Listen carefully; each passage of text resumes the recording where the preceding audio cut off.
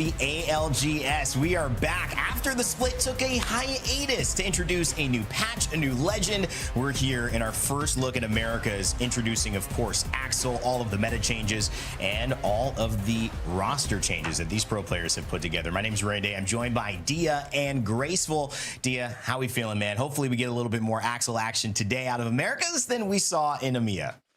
I'm hoping so. I would say that I'm just as excited because of the potential for Axel, although despite Axel not being there, EMEA did not disappoint. We had several quite good games. Yeah, I thought the games were fantastic, Grace. A different approach, and it's, to me, it's always interesting as we lean towards regionals. Now we lean towards looking at LAN, the announcement of it going into Paris, everyone's eyes on that big prize, how the regions handle changes like this, because ultimately the right decision is only found out when we put these 40 top teams together from all around the world. Yeah, I mean, going back for textbook gaming and fundamentals is something that EMEA has been known for, as well as the APAC regions. I would say Americas, however, hopefully looking to invent new ideas a little bit more with the likes of Axel. But the one thing I do love the most is the stakes. Yeah. Whether the stakes is you're playing not to get relegated, or you're trying to stay in, or you're trying to qual for the finals, regional finals, is always a blast to see. Yeah, that's a really good point. Stakes really couldn't be higher, especially for Group A. And a guy I know who is aware of all of the implications, all the roster swaps, all the changes to the legends and the meta. We've got him here. A special treat to bring the man from the B stream to the A stream. We're stealing him, Mr. Nicewig himself. Bro, how you doing, man? I like the new room background as well. I haven't seen this one yet. Dude, thanks, man. Dude, my hairline looks chopped. Oh my god. Sorry, I'm saying, dude, that was the first thing I noticed. I got a barber, man. Bro. I got a barber, man. You're in LA. I gotta hit you up. That was a rough one. Oh my gosh. Yeah, dude. I mean, we know a lot about Axel. Whatever you guys need to know, man, I can hit you with some recon on it. Roster swaps, Axel changes, wherever it may be. Well, big shout out as well to all that you're doing over the B stream. You know, Randy D and Graceful here as well. We know you're live streaming there. So big shout out to your guys' crew. And again, yeah, Axel, that's how I want to lean into it, bro, because this has been probably the hypest release of a legend, I mean, that I can remember in a very long time. I'm not sure who comes up next to it right now, just in my recent memory. But, you know, in EMEA, didn't get played much. But in general, how do you feel this legend came out? I mean, what are you scared of her? Does she instant nerfs? What was the Nicewig take on what Axel is going to do, not just in the game, but in Pro League? Well, I mean, I think just adding like a good skirmisher or just something that brings offensive like pressure and aggression to ALGS has now prolonged the more offensive style of games leading into like a set of 6.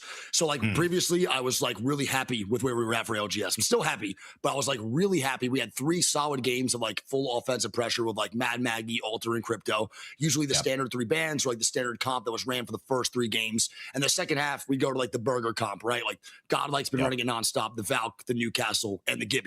But now with Axel being kind of implemented now and actually involved in ALGS, we're kind of seeing these prolonged bans on these offensive characters. So it's not just 3 games of offensive gameplay. It's now actually like 4, 5, even sometimes we have 6 games of Mad Maggie coming in for the NA. So that makes the Gibraltar hardened play. That makes the Newcastle gameplay harder. It just makes overall the defensive stabilizing, even with the power amps, just more difficult against the Mad Maggie with her amped up Qs. It's just so difficult. So Axel has actually affected ALGS way more than I thought she would.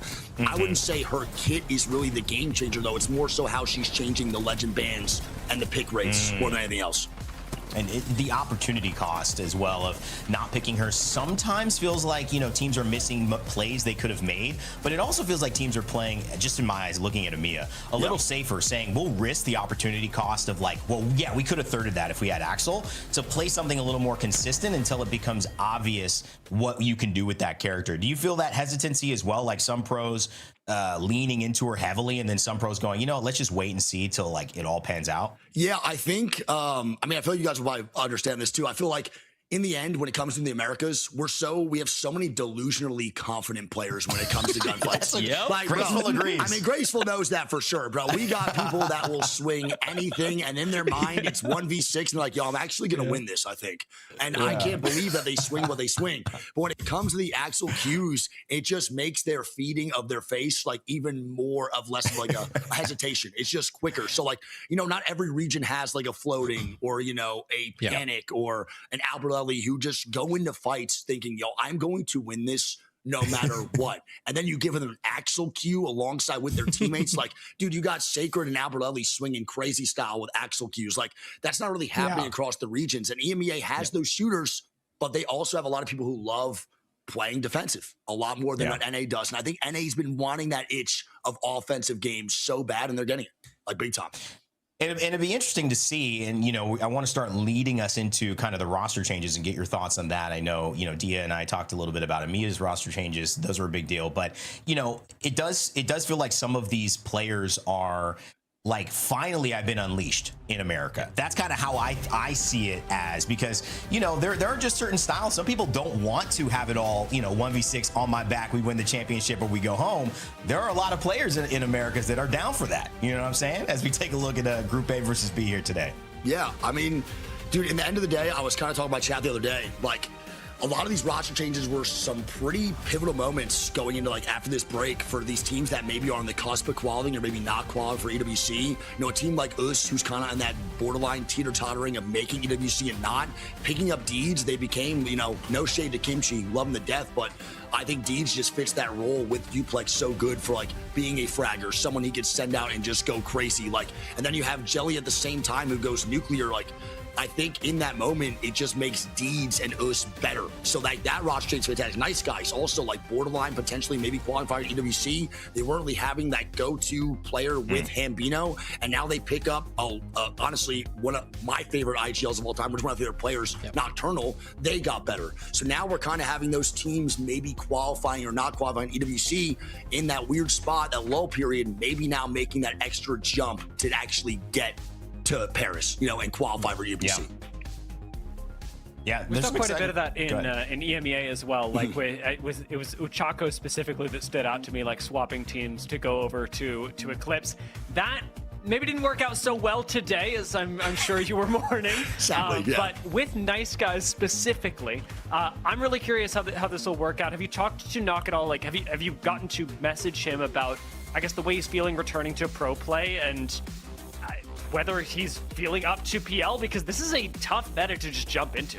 Dude, it is rough. I think this is probably like one of the hardest metas to jump back into. As someone who like took kind of 3 years off of playing ranked, I'm getting my butt whooped, bro, like all the time with that. So like these kids are nuts. So I can only imagine what it feels like to jump into like an ALGS lobby. Obviously Nocturnal's a generational gamer, and a lot of these guys are. So I don't think you want to know what Nocturnal's DMing me. It's not Apex. He just, you know, just check his chat logs, bro. You'll be good in like 2 seconds. But I think he's ready, man. And I think a lot of these guys are ready to make that next jump. I know Deeds was itching to really like get back in the mix and be a contender again. I know Shang and Cody are taking it super serious. So in the end of the day, I do think the roster changes have been great. And I know Nocturnal's ready to fry out and be a player, kind of more like a, I don't know, that puzzle piece. No matter what he needs to do, he's down to fit in for Nice Guys and be that asset. I could tell for sure.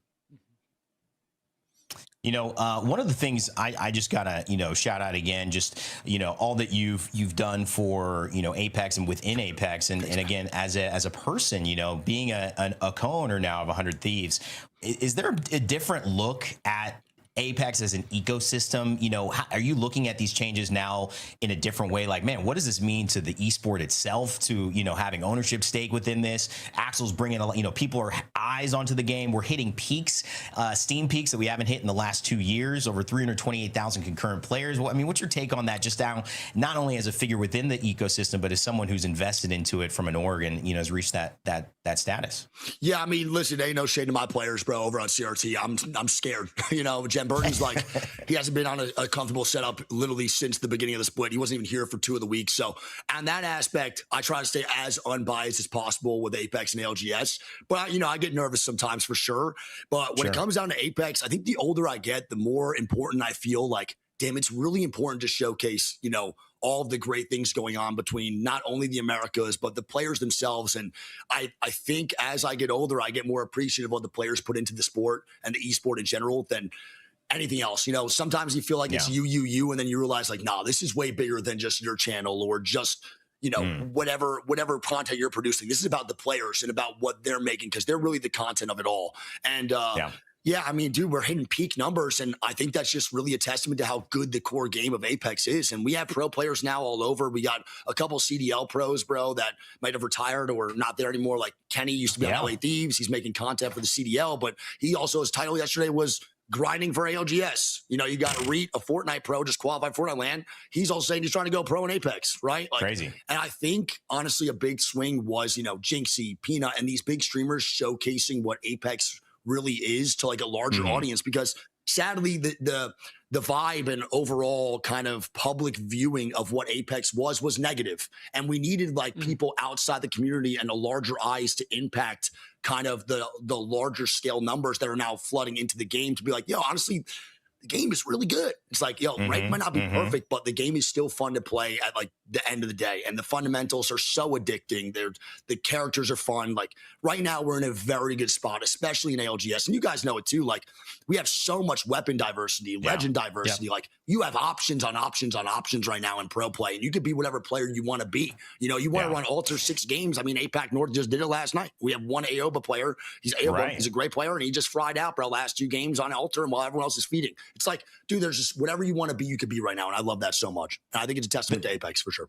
It's a great point, and I want to add a little nugget there. I've covered this a lot. Jinxie and them, you know, Burnt Peanut, great additions. But that peak coming from Apex, that 328, that's an Asian time zone. So I think a lot of the love as well. And you're a guy who's been around APAC North. We've been to Sapporo now 2 years. We're going back again.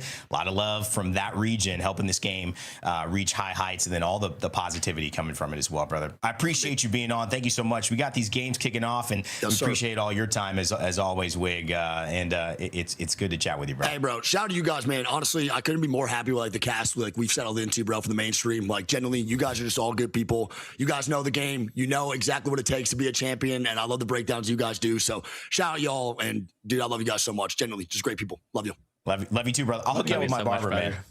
Dude, this is crazy, bro. I'm kidding. It looks good. You look good, man. I like it. You got to mix it up. You just got to mix it up. I just joined the 3 handsome men. I look like this. I love you guys, bro. Be good. Okay, love you, man. Guys, if you love that guest, guess what? We've got another one coming this afternoon as well, and he's a very big star in the Apex scene also. Huge shout out to Nice Wig, but it's Timmy will be joining us this afternoon. So a big shout out to our other, really, I mean, you know, major talent, major doing big things on streams, content creators and ex-pros that are coming in and being a part of this broadcast today. So we got a lot coming up for you.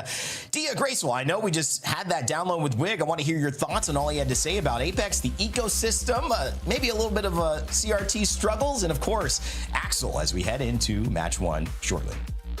There's always so much to talk about. I wanted to ask him about Tridents, but we got E-District first, and the Trident conversation never really existed there. So we'll have to wait, maybe get Wig on. Maybe ask Timmy about what he thinks about the Tridents as we move over to Olympus, because that's also been a pretty big change that, while we have talked a lot about Axel, it's hard to talk about the thing that isn't there, Grace. I mean, honestly, I would say it not being there showcases how little impact it has on specific. Obviously, on E-District, it's not going to have an impact, right? But on Olympus, you have so many natural ways of navigating the map, especially through the sides of the rift that covers essentially the entire map, right?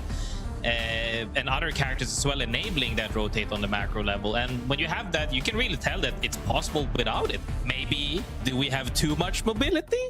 And this is just a test? Maybe evacs go next? Who knows? No, I think we're giving Rampart a jetpack next. Oh, wow. That would be my ideal. Imagine a jetpack with the Sheila. Yeah, that's the. Sorry, Rain. I didn't mean to jump scare you like that. As it is, though, you do bring up a good point. As much as I'm going to make fun of you for it, that mobility is something that's really highly prioritized. And even Wig brought it up, right? He's like, we finally, we have a good skirmisher. It's not like we don't have good skirmishers, but like we have really, really good skirmishers, and that's kind of the issue. Is there's a lot of really good ways to take fights. There's a lot of really good ways to get aggressive and move in ways that other teams really can't do much about.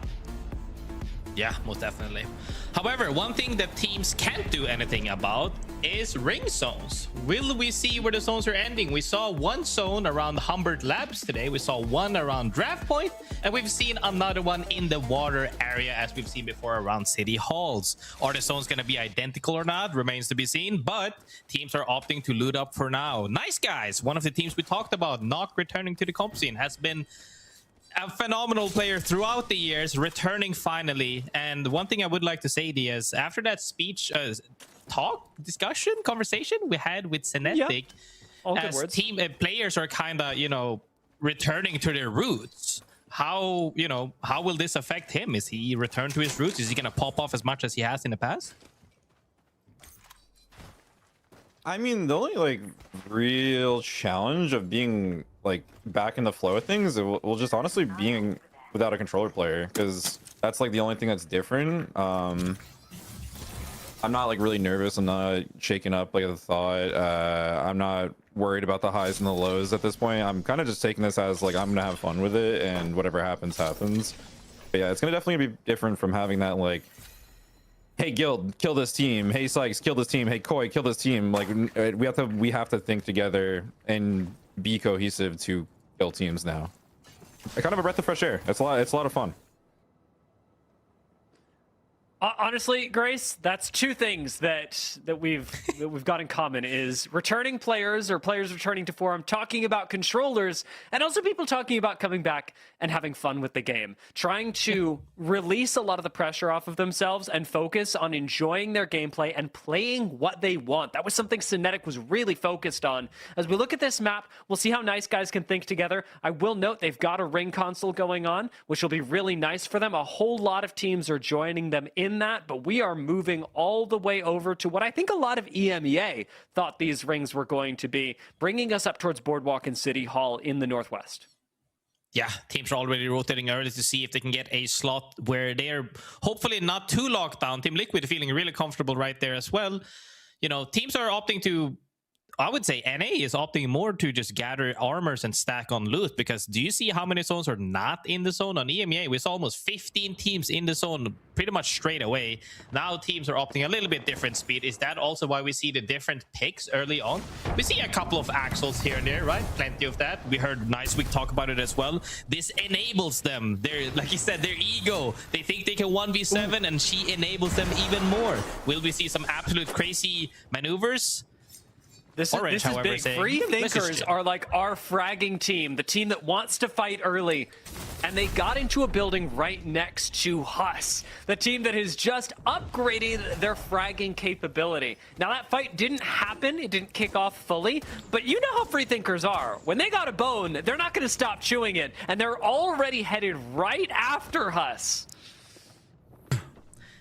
That's kind of the thing as well, is that when you have that one legend that let's just say a new main, when you have that one character that really makes you love the game again or enable your play style, it's gonna pop off for sure. Some of these teams, however, will maybe struggle as they are trying to adapt to the moment right now. EMPs and crypto still very, very available for people to use and will remain a staple.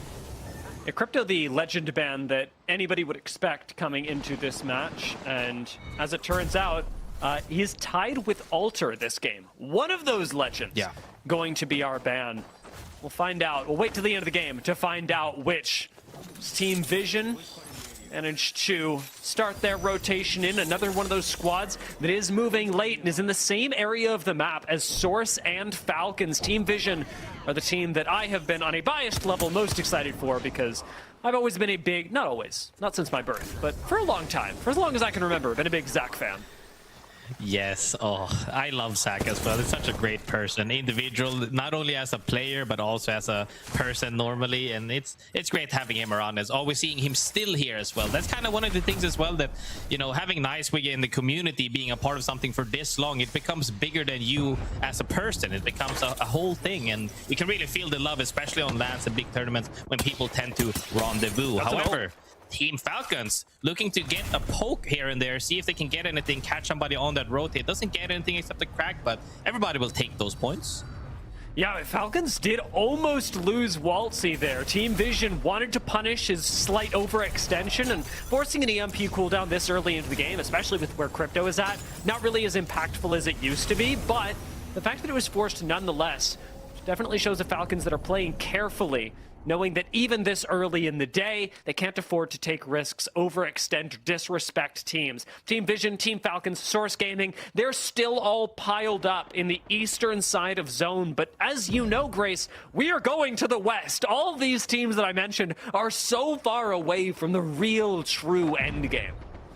There's so many teams on the far eastern side, but as everybody else on the flip side of things is getting comfortable in the zone around Boardwalk, we will definitely get a feel for this, that in two zones, I would say. It's going to be a little bit quiet, except a few teams that do end up running into each other on the edge side of things, but everybody in here will probably just be poking and prodding a little bit and making sure to see if they can get their armors up.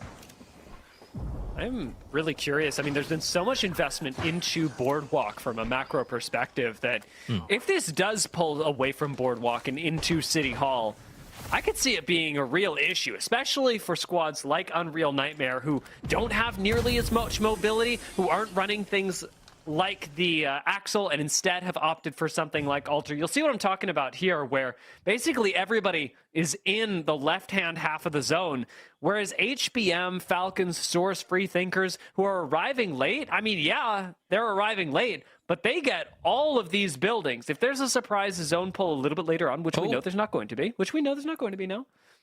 There is a lot of potential for Falcons, HBM, even to start playing this side of the ring, which is quite empty. I could see that being a real focus later on in the game. Yeah, on flip side of things, Team Vision that you just talked about gets into a fight on the southeast side of things against Thuggets. Huge fight breaks out as we see Axel ults come away.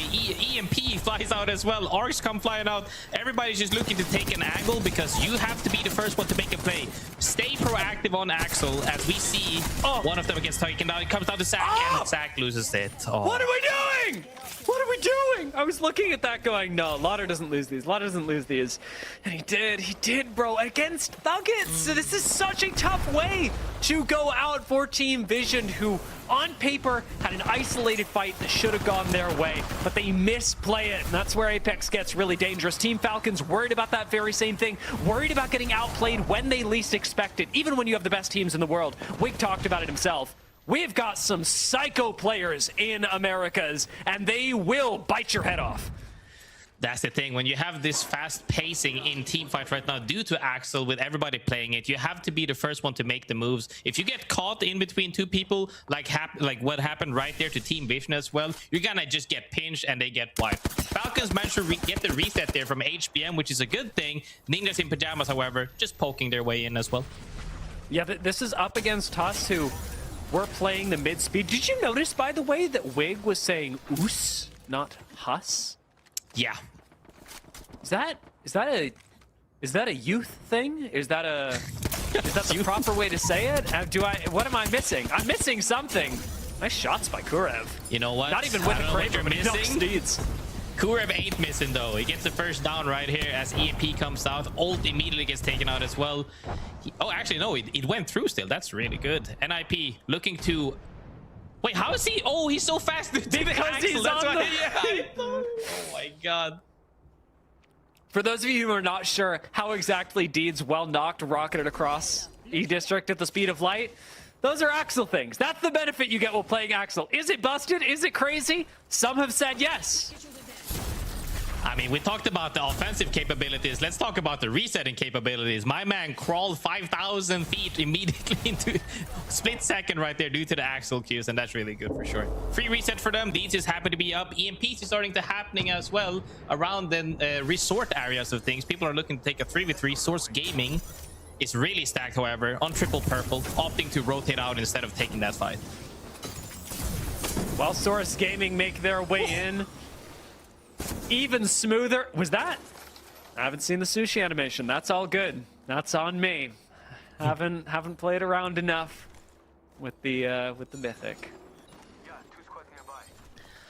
Definitely feel though game has been progressing slowly, but this is one of the things about this map, guys. E-District, a lot of playable area. Circle 3 about to show 19 teams alive. Things aren't gonna happen just yet, But now the teams from the eastern side are gonna be forced to collapse on each other as this zone is gonna pull even further towards Boardwalk. All these teams that aren't in Boardwalk right now, there's only so much place that they can coexist on from the edge side of things. They're going to have to take a fight. Whoever takes the fight first is going to get absolutely engaged on by other actual compositions where they are just waiting, because the fight timings is different, guys. You no longer have 10-15 seconds to close out fights. You got about 3.5-5 seconds at most, or somebody is ramming your ass. I'm looking at this right now. Team Nemesis and the singular choke point next to them. Last time these two groups met, Nemesis, in that moment known as Stallions, ran this lobby. And I don't mean they were winning all the games. They were finding a lot of kills early. They were accelerating the pace of the game to the point that it was a different game of Apex when we got to end games. So many fewer squads and so much more space. Now they are playing quieter. But to me, they're still the team to watch, and they have one of those spots that you talked about, Graceful, that is flexible above all else. Yeah, and that's the really thing you have to do, is you have to make sure that you're not locked into something, unless, like, you know, some teams here, Team Liquid, Purple Slushy, AG Global, they manage to read the zone perfectly. That's fine if you're locked into a god spot. But if you're not actually in that god spot, we're talking Men of Culture, Elite, and A, if it pulls off of them the next zone, they're gonna have to go through several teams to make it into the next zone, and that's where it really gets tough. At that point, NIP is looking stellar at this point. They're just gatekeeping everybody, making sure they're not walking through the same choke, clearing their backs, like I always like to say over and over again. You have to make sure you clear your backs before you walk forward, because that worst case scenario, an alter Q pops up and you're in a pinch. We need to swap to Kurev's POV, because I know that there was a Mythic crate spawning near NIP. I don't know if they got it, but if Kurev's got a Kraber, this game is over. Oh, he's got an L-Star. This game might still be over, to be honest. I haven't seen him cook with the L-Star, but I know that his Kraber literally ends teams games. Yeah, definitely. The talent in this lobby is sky high, as all of these players have had several moments to make plays on. And speaking of plays right now, EMP comes out. NIP Cole goes straight down as another EP hit as well. HUSS, or what did you say Wig was saying? HUSS is walking forward. They made such a nice play. I don't know. I think we caught that. Our observers caught it. I don't know if everybody at home put the pieces together.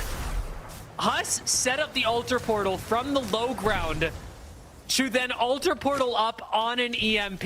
It was absolutely perfect. And is the only thing that really could have deconstructed NIP's position. NIP, who are now down to just Kurev. I trust Kurev with a lot. I trust him with a Kraber. I trust him with an L-Star. But do I trust him alone to carry NIP from 19 squads into the top 5? I don't know if I do. That's a tough one, but Thuggets not showing any signs of slowing down as they took out Team Vision, and they all barely took out NIP as well. However, what did we say about immediately getting thirded on this map with these team comps? Din gets immediately jumped on, and Thuggets gets eliminated as Albralelli and the boys are now walking at them. Nice Week said it as well. Alban Sacred will run you down. HUSS are just unstoppable on the edge right now. Be it NIP, be it Thuggets. Kimchi, gonna hurt being on the losing end of that one as the roster changed, but it's exactly what we like to see on the main broadcast. A little bit of rivalry developing as Orange from the Free Thinkers will rejoin the team. EMP comes through, but a wall will keep the Free Thinkers safe inside. It's not the greatest, longest cat wall ever, but it's exactly what they need in the moment to stay alive. Chaos ensues as 3 teams immediately start fighting for the building. One of these teams, Atypical, gets actually fully thirsted right now. Everybody else is on survival Zone mode. closing. As this next zone closing does a lot of damage. Yeah, this zone will mess you up. Backing up to the Void Nexus is the right move, but even that, not quite far ahead enough. Full 11 will need a reset, and then to move in and take the fight ahead of them. Something that, with all their third partying behind, may have cost them the time to set up for. Full 11 need to walk in much like Team Falcons are doing now, but with much more risk. Team Falcons managed to find a spot right here, as we also seen Albralelli and Deeds on their knees as Sacred is trying to pick them up right now. Dupe behind them. HUSS is right behind them, looking to see if he can get a couple of KP without going down right now. Managed to 3P this actually. However, gets found out. I'm not too sure he's gonna make it in. Dupe is trying his best right now. He's got the shield swap available to him as well, facing down Albralele on one side and Flat on the other. Duke's got to play the game of his life. Out goes the nade, and that should be it. Nemesis are gone. Men of Culture out as well, and HUSS stay alive with just Duplex left to carry their banners. Full 11 will go out. The rotation not going quite as planned, and the Falcons still alive and kicking in this one. Yet to pick up a whole lot of KP, but they've got HBM and Sentinels, even Elite, right next door. Managed to clutch the game right there. It's really good for them to get up a couple of KP and better placement points. Falcons, HBM, Sentinels, and Elite NA have the toughest rotate right now. And I really want to see one of the teams, specifically Sentinels. How will they rotate this next upcoming zone? Let's have a listen in with Sentinels. What do I hear? One shot. Blue armor in the building. Man, this thing's gone, man. Let me see. Can you make sure? I think they're gone. They're there. I just made a one shot. Can we go back to our Nobody's on second floor. Nobody's on second floor. Oh, it's just a Come back to your shop. Come back to your shop. Nobody's on second floor, Heard? Nobody's on Come second back floor to- of this build. Yep, I'm coming back to Can we go right? The funny way. Can we go right? The funny way. Look, they're jumping up. Yep, I see it. Q. That's one. Mirror them. Yep. Walk up. Yep, I'm walking up the There's bus a duo now. behind us. Okay, I'm ready. Getting ready to EMP. MVP, just chill. Behind. Duo behind us. One. Dead. Nice. One's on the I'm one. truck here. I'm just Down, playing for down, kills. down. I'm playing for kills. Just chill. Right here. Careful the building. The building is Someone turning here, gas. fun. The building is turning to gas. Yeah, I see it. Just staring at us. Go right, man. Nice shot. Man. Falcons managed to get in ahead of Sentinels to hold them out, and that's exactly what I'm talking about. When you're rotating in and teams are holding you out, it's a really tough rotate. Falcons managed to get away with a couple of KP and better positioning, lands themselves in the staircase in the next zone. Nice guys as well. Perfect prediction on the zone, but not quite enough to keep them alive. They'll be taken down in 10th place as we are in zone 5 and teams are fighting for their lives. Elite will fall as well. All Gamers Global finally holding this north side of the zone, but they are not doing so unbullied. In Wacom as Source Gaming smell blood and are going to go for the finish. Kate's actually finishing off just a few members of All Gamers, but not everyone, importantly. All Gamers still have Jaguaris up, and HBM not so lucky. This is the thing. We see them as well. Team Liquid right next to Team Falcons right there are looking to see if they can make their move into the next zone maybe. Actually, a little bit of playable area in the next zone that people haven't really figured out exactly where it is at the moment. Teams are scouting ahead with their drones right now. Hey, is there any way we can move ahead? Is there any playable area? Because the zone is moving in exactly 10 seconds. That's where it actually starts happening. People are opting to make plays right now. Falcons want to make their play to move up, but they have to take the altar portal back, perfectly timed to avoid Panic's ult. Falcons still have this area available to them, though, and will need to move up all that much closer to Flat, to Team Liquid, to Purple Slushy. Zest Fest looking for their way in as well. Have a little bit of cover here. This is a playable area as long as they're able to find some cover, and Fred has to get inside in order to do so. Definitely rough for them as they went a little bit early, I believe. Got caught between two teams right. Comes down to Fredster to survive for the moment on Zest. Fight breaks out above them. Source Gaming gets taken out. I believe that was the case. Yep. Source Gaming out. Purple Slushy on one end of the zone. Team Liquid, Falcons, and Flat all stacked in one building on the other. We've got a solo of Zest Fest underneath Purple Slushy. And after that, this game is going to be over. Zone is closing. You got about a minute left to cook up the end of the game. And as Zestfest solo gets found out, now it's Purple Slushy that are isolated on the north side of zone. Flat are going to third party their own building in the Team Liquid's Falcons fight that goes Team Liquid's way. But Purple Slushy overlooking all of that are the bigger problem, and Flat know it. Purple Slushy should be able to close out this game right now as Team Liquid is getting absolutely drilled. Team Flat and Liquid are going to come out on the same side as Big Uwe gets taken out. They comes down to double trades on both sides. Purple Slushy is just shooting fish in a barrel. Yeah, they are watching this game go down. They know it is theirs. Purple Slushy mix things up by picking up a win in game number 1, owning the north side of zone and transitioning that into a chill game number 1 finish. Purple Slushy, one of the teams that was in the zone fairly early as well for the long amount of time, actually managed to close out their side, which we saw was very chaotic. Doesn't matter though, they come out on top, even get that reset after Fredzer managed to trade one of them, but since they owned about 90% of the zone on the northern side right there, managed to take the win home. And at the end of the day, when we're talking about winning potentially regional finals or at LAN, you gotta close out games, and Purple Slushy shows we can close out games. The way that Purple Slushy were able to do this, pretty darn clean, I will say.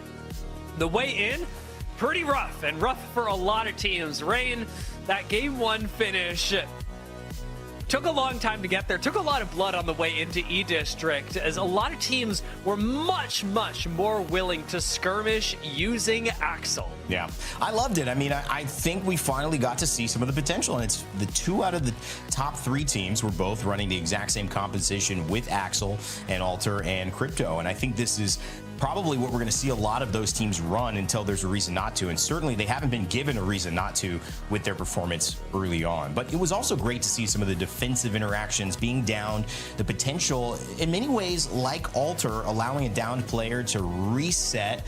That movement speed from Axel is the same exact thing, allowing you to reset and get to a zone. It might not be as direct or as obvious, but I mean, what are we comparing it to? A teleport immortal, you know, like a perfect relocation back to a little building where your teammate's already waiting for you. I mean, nothing's going to beat that.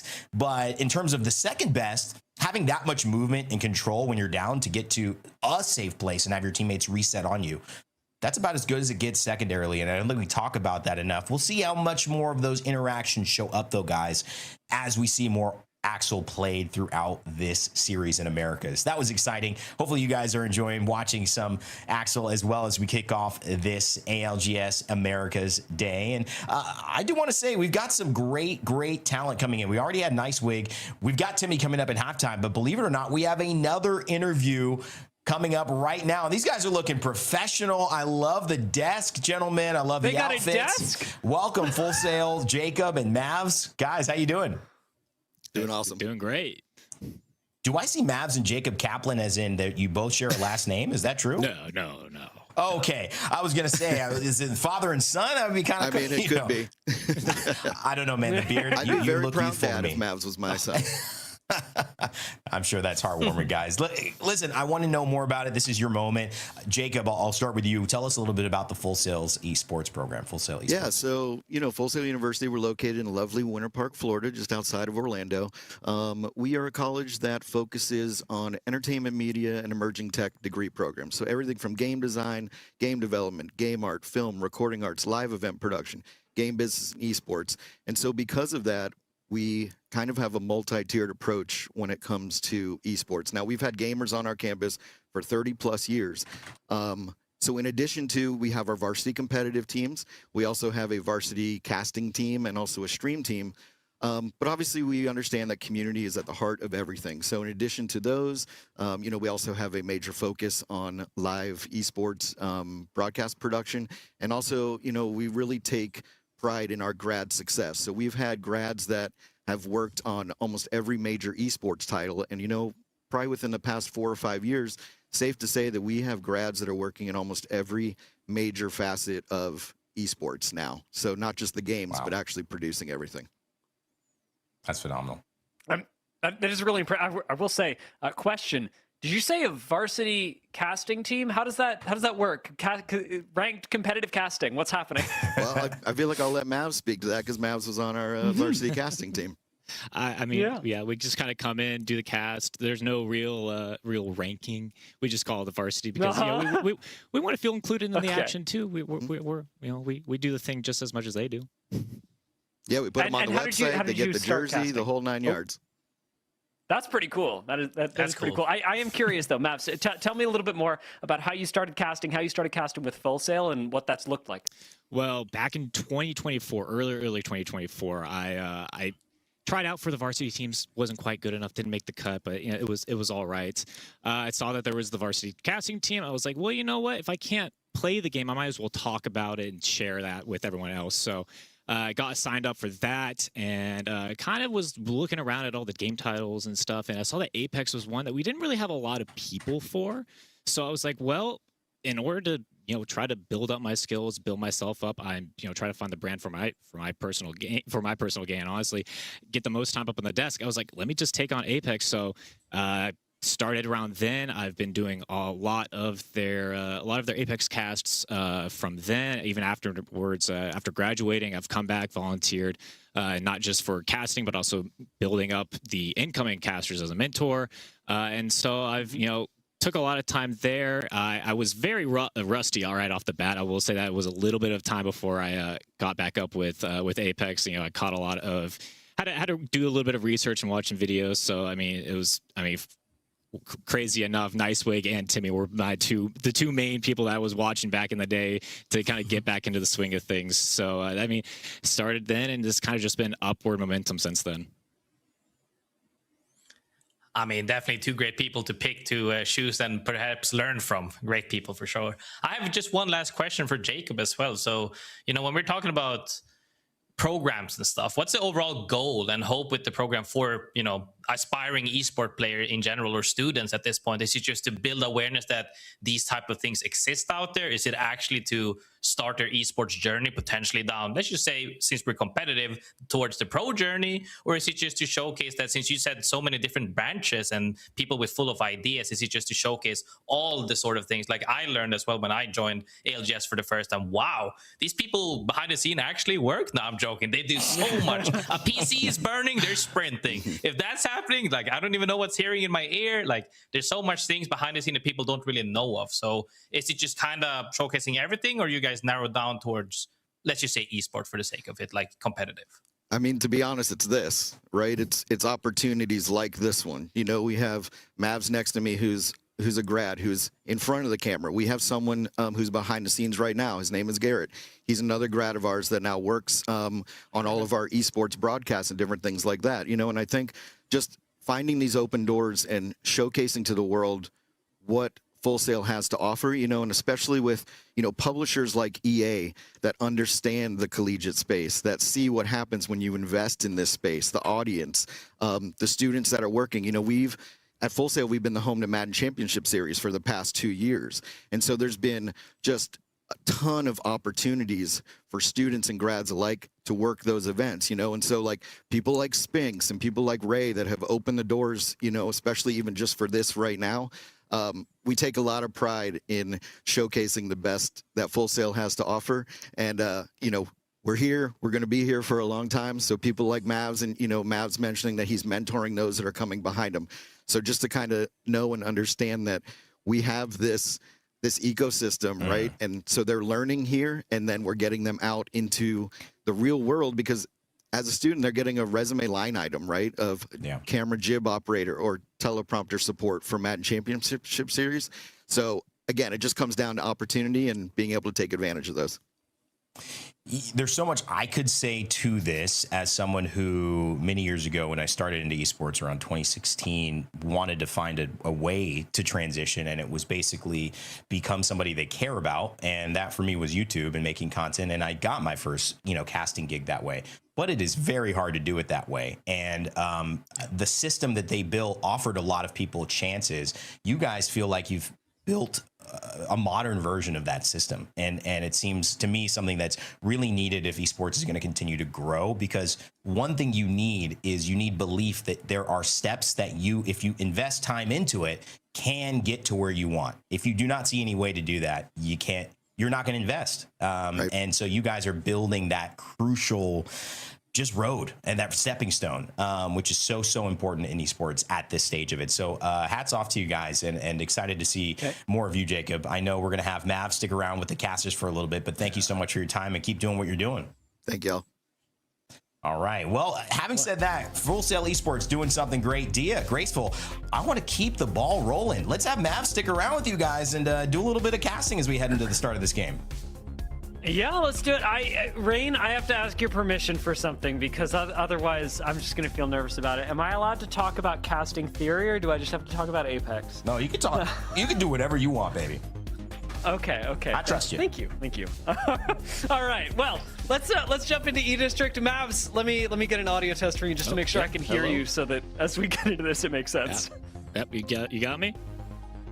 Excellent. I got you. Awesome. Well, Mads and Grace, you and I are gonna have a good time as we pop into our second game of E-District, especially with Crypto banned. We'll be getting a lot more fights with less EMPs, less maybe one-sided fights, with Purple Slushy winning game 1. Game 2 here does give the opportunity for someone else to come up and take their spot at the very top. Mavs, I'm gonna toss this one to you. Coming into today, what teams are you most excited for? Well, while I was doing my research, I was looking around. I will say the two teams that really did catch my eye would really have to be NIP and Team Liquid. Even though Team Liquid, they fell short of the first place finish in game number 1, I think the addition that Panic has kind of brought on to that roster has just been kind of very impactful, very momentous, and so I feel like they've really been able to find a really solid team identity. Meanwhile, NIP also on the flip side, they've been kind of just, I feel like, a very strong dominating force. They've been really, really well. And I think, honestly, at the end of the day, both of these teams could have a really good opportunity to come out on top here today. But I will say, I mean, now that Axel's kind of been added into the game, I feel like that kind of opens up a lot more opportunities to these teams that kind of like to play a really more aggro play style going into these upcoming matches. Yeah, we've been watching a lot of that aggression take its place around the edge of the map. One of the things that I'm curious about seeing develop as well, Graceful, is the idea that you can also use Axel to get really aggressive and finish fights faster in zone, and arguably make that so much more aggressive. Yeah, most definitely. And I think it's one thing we also have to keep in mind as well with Axel in gameplay here, as we see Seer go online as the crypto ban comes out as well, is that anybody in this lobby can 3P any fight. It doesn't matter if you're one of the teams that people typically look at as the Titans. So currently, let's just say a strong team, a NIP, okay, they're about to fight. They're always winning on their fights. And then but a 3P that comes out swinging this fast with the likes of Axel or even Seer at this point, or Maggie, like, you can lose any third party. So you got to make sure to keep your fights very clean and win them fast.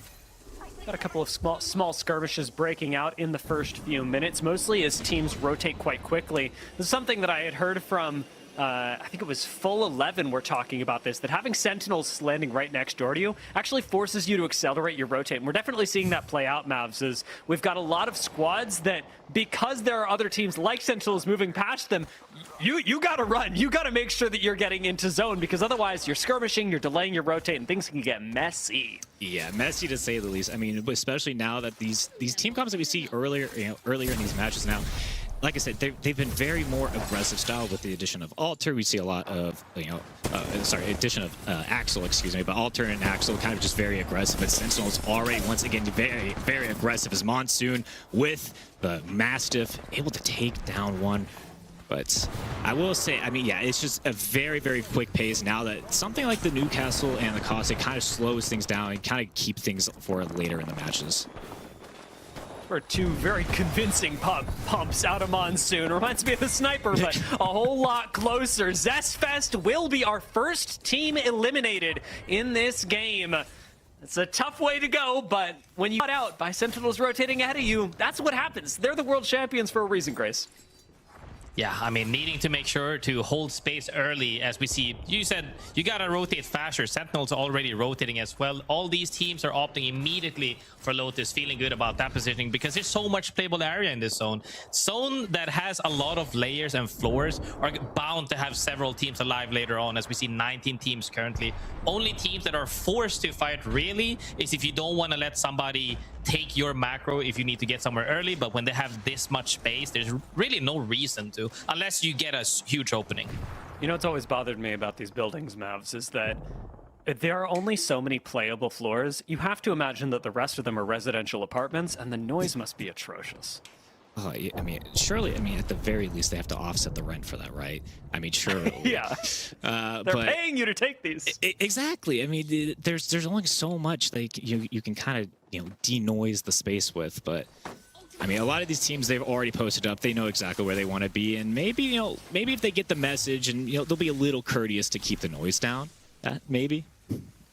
I'm hoping so. Purple Slushy pretty quiet right now. As Elite did go down, so they also going to be pretty quiet for the remainder of this game. But Purple Slushy's position, an interesting one, is they are once again dead center zone graceful. We talked about some great zone predictions in game number 1. It'll be interesting to see who repeats that in game number 2, especially with Nice Guys sitting up on high ground. Their zone prediction game 1 was really good, even though it didn't work out.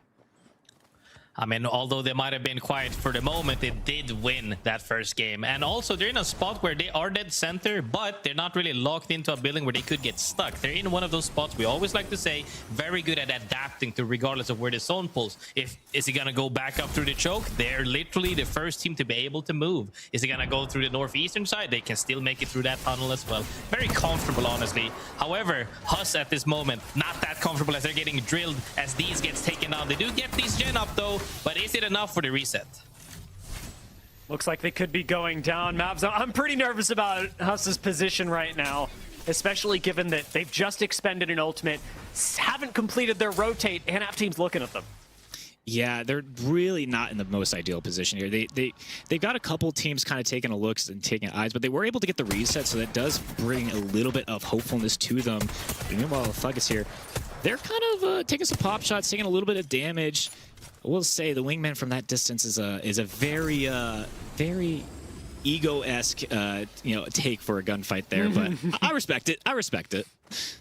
Yeah. Wingman's been tough. I don't know, like seeing it come back into the meta was interesting. Ooh, that was a cut. That was sometimes you cut to Team Falcons being eliminated, and that's all right. That's a rough way for them to go, but opens up some space for the rest of the lobby, I suppose. Grace, that's the thing, though. Yeah. Action is too fast to catch with Axel, and also the alter queues popping up everywhere. Anybody can move immediately so fast, as we see right now on the screen. How fast are they rotating? They're gonna go to get the thirst if they can potentially, but the TP comes out. NIP goes on the chase. Absolutely no problem following this up. NIP may be finishing some kills if they can get through the turbine in time. Free Thinkers are right on the other side of it, Mav. They are going to be right on the other side of it. But like I said, NIP, they're one of the teams that I was really paying attention to. I think they have a lot of potential. As Cole's looking to try to find a way and get that scan with the Void Passage, and they're actually just going back and forth right next to each other. As Karev is able to get the first knockout here into this fight. Wingman shots, they're going to be able to connect now. 2 players down. NIP, they've got the player advantage. And there it is. Free Thinkers, they're going to be the next ones taken down. NIP showing a little bit of activity now. That was clean, that was patient, that was the NIP we know, who have been very practiced since day number 1. They've got good zone reads, good positions, and when we come to fights like that, they play it super clean. Free Thinkers losing a bit of momentum as the season goes on, and Grace as other teams get used to their aggressive style and are ready to repel it themselves. I mean, speaking of aggressive style, Thuggets hasn't really shown any signs of slowing down since game 1. Mind you, they took out 2 teams before they eventually got thirded. They're still making sure to see if they can keep this momentum up. However, what happens to Falcons with how did they get eliminated? Out the end side of things, they went up, caught a surprise left hook, and they went straight down. And that's kind of the thing. You face check way too deep, you immediately catch a hook. Right into the Watson fence is devastating. I mean, Watson, pretty good into altar. All things considered, that has been one of the picks that can be really punished by controller legends, be it Watson, Catalyst, and I don't know. To be honest, I'm really high on Watson. I think that she's incredible, and unfortunately not seeing as much play as Mav. Like Wig talked about, we're seeing a lot more of the offensive legends stick around for longer, which doesn't make as much space for people like Watson or legends like Watson to get their on-screen time. Yeah, I mean, I think at the end of the day, it's just a lot of these teams, they're going to be looking for that KP early on, because, you know, the more kills you get earlier on, the less do you have to deal with later. And so I feel like not being able to get your setups down as quickly as possible kind of does provide a little bit of a sway away from these controller-esque types of characters. I mean, Watson, you know, does seem to get a little bit more play than some of the others. I mean, Cossack not that long ago was kind of reigning supreme in that department. We'll probably see him get brought up here just a little bit later on in the series. But I mean, yeah, with the addition of Axel and just speeding up the overall pace of the game, it does not really allow you to get these good setups that you would like to. When you have a potentially God spot, that's kind of the only time that you're going to be able to get that setup down. Yeah, it is really hard to get value, and I mean, we're seeing that play out in front of us now, especially in Lotus. Mav, it has been fantastic having you on the ALGS broadcast. Thank you so much, and I get very excited for what you're able to bring to Full Sail and also to this broadcast. It's been really nice having you on. Thank you both, and just before we let you go, where can everybody find you? Well, you can find me on Twitter, on Twitch, on Instagram. It's Mavs and It's Mavs TV. That's gonna be ITZMAVS. I mean, I'm Nice. trying to keep that up and fresh and make sure everyone can go ahead and check that out. But yeah, that's where you can check me out. Yeah, and if you want to check me out, you can find me at Jacob is Nachos. But if you're looking for Nice. Full Sail, you can find us at Full Sail Armada across all social channels. Well, now that I'm hungry, we're going to let you go. Thank you so much. Thank you. Both of you, have a wonderful rest of your evening. And Grace, we'll get on with the rest of the game that Matt is so wonderfully set up for us as we concentrate on Lotus. Team Vision have made their way in this time and actually have a Mythic bin spawning right ahead of them. Big Mythic thing spawns right there. Let's see if they can get anything juicy out of it. Perhaps that L-Star we were looking at initially. Some teams like some players like the likes of Sane actually popped off with it earlier in the EMEA region. Can't really open it though, as teams are staring down at them. One of the teams, AG, one of the teams that we normally said, oh, old Liquid is back together. So fun to see them roll it. For those of you who haven't been watching for a long time, AG used to be Liquid, and then Liquid was Liquid, and it was very confusing what on earth we were going to do with AG until they became AG, and now we've got some sort of direction. Speaking of direction, NIP have got a little bit of it now that they have the next zone. Now, they don't know it because no ring console is down south, but they and Source actually have access to a really nice spot in the south end of next zone, and NIP are evacing into it right now. That's the thing you can do as well. Nice evac comes in. NIP feeling really good about this parking lot, and they are actually completely safe, uncontested. The main crucial part here, since Alter is still in play, they need to make sure they keep the west side out, aka their backs out. If they don't clear that properly, at any point somebody could show up in 3PF fight, and that's exactly what they don't want. Purple Slushess, one of the teams that we said was feeling pretty good depending on where the zone pulled, it pulled off of them. They're now forced to make their way through several teams to get into the next zone, so it's going to be fun to see how most of these teams are actually rotating in.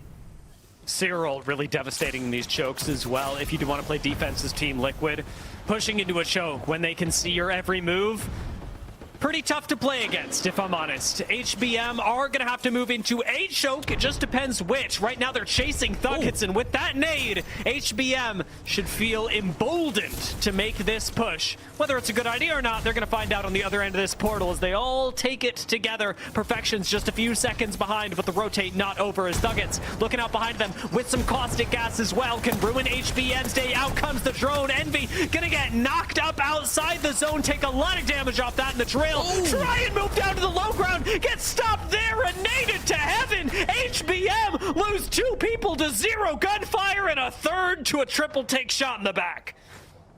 Thuggets played that perfectly. Managed to set up the spot that was actually in this zone right now. Put barrels out, put traps out, put nades out, made sure that they cannot come in there, and then Sentinels actually helped them clean them up as well on the side from that roof.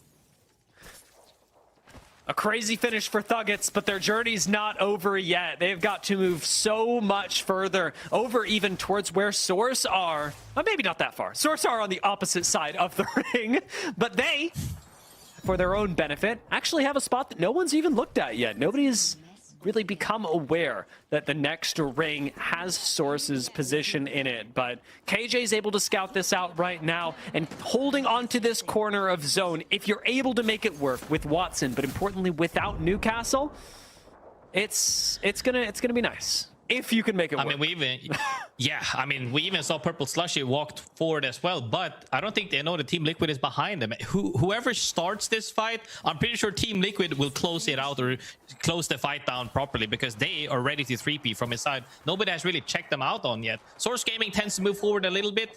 Team Liquid is free in this choke right now, so it comes down to them to see who can hold who out because several teams have to walk in from the east side, actually. That's my bad. If you were on multi-view, you saw Source throwing. Oh. If you're not, well, you're seeing it now. Oh. That was just not a good move from Source. And that's not Flame.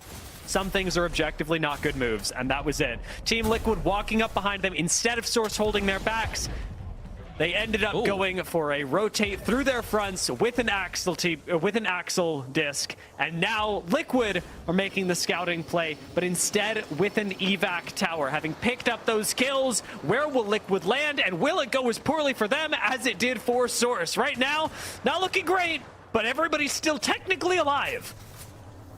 They are in the next zone as well. If they can stabilize here, they should be fine to make some plays eventually. Fights will break out on the inside of things, and with the new additions of the breakable windows, actually, and never mind the fact that they have an altar, they could always be ready to join a fight here. Yeah, really just trying to scout out what was going on in the building right next to them, where Team Nemesis and AG Global hold the real estate.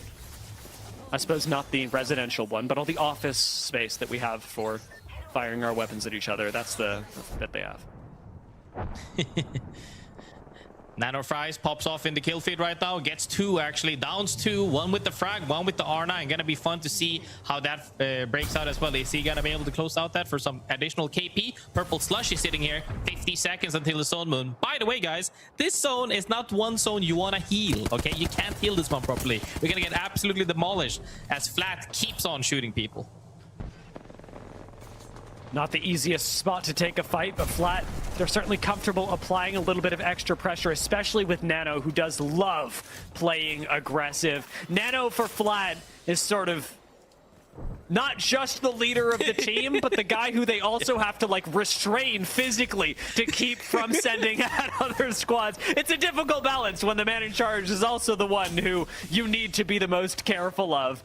We do lose Thuggets, however, moving us down to 13 squads as round 5 is about to close. And Flat, much like almost every other team in the lobby, will have to evacuate their building. Vision have a corner, Liquid have a corner, everybody else is going out into the open in the next 30-45 seconds. Southeast is about to be absolute mayhem as all of these teams are not in the zone. This zone does a billion damage to you if you take zone damage, so make sure that you're walking forward. Purple Slushy already, one of the teams that made it in, actually, holding this little circular slope right here by the tree to see if they're going to get engaged on. Nice Guy seems to be walking forward. We took so much damage all of a sudden onto Flat.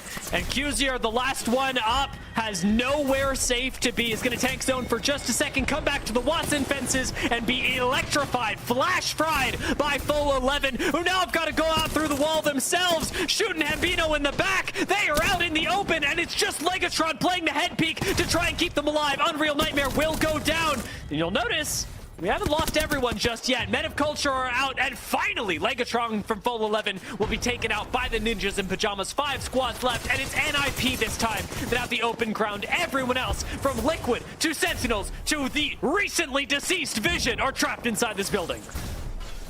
7 teams fall, but I want to see about this team right now who's actually in the middle of the action. Let's see what Team Liquid is cooking up. Get him! Oh, this guy's on us! Just queue down, you guys! Chilling. They're just queued in, Panic, chill! Okay, I'm What good. the fuck? One's knocked there, you kidnapped him though. They traded, I think. Okay, Just peek. Sit back! You're right! They're healing! I'm good! He's good! Don't. Wait for red! No, Get he's underneath me! Get underneath me! 1v1 race! No, come. Knock! Jumping in. Go to our old room! They're running through on you. They're taking.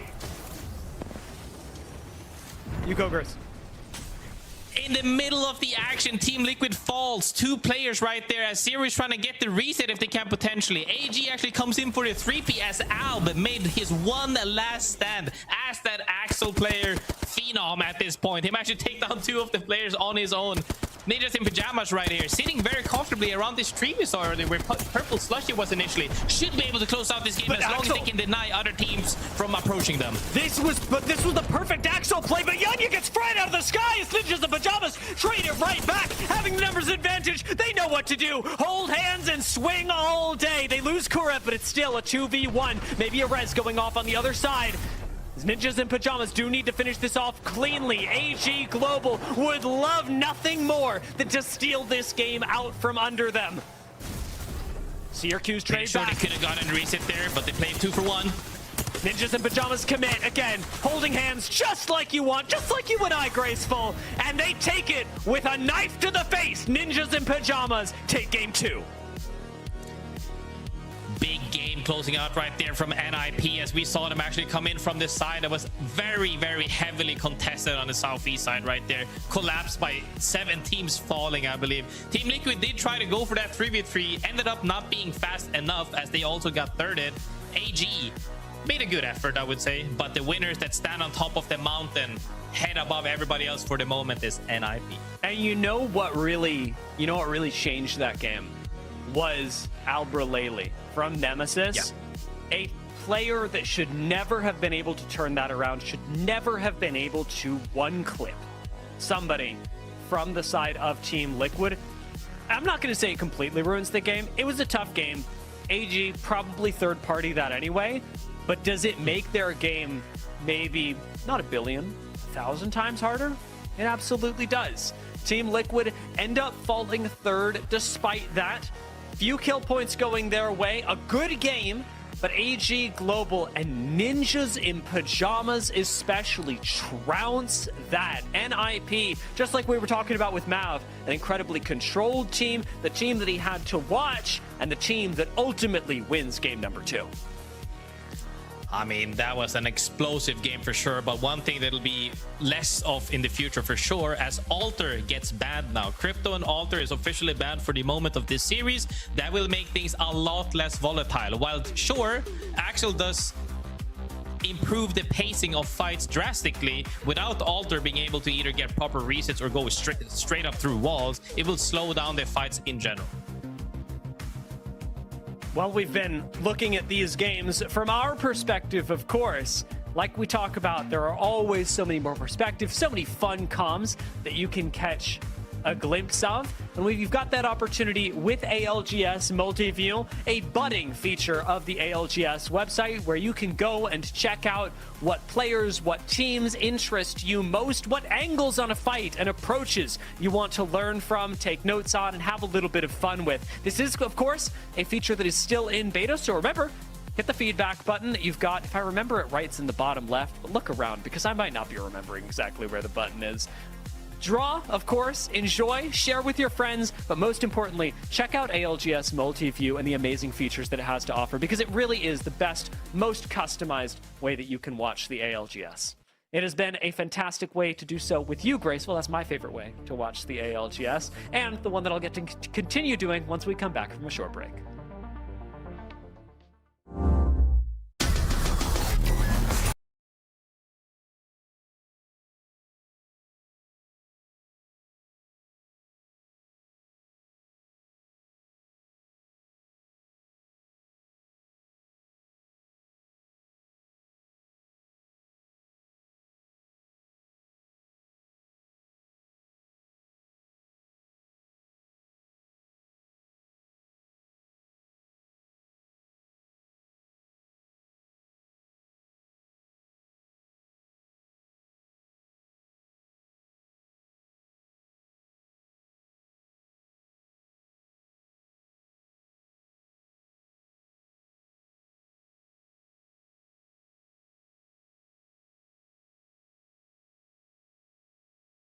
Senta, fica.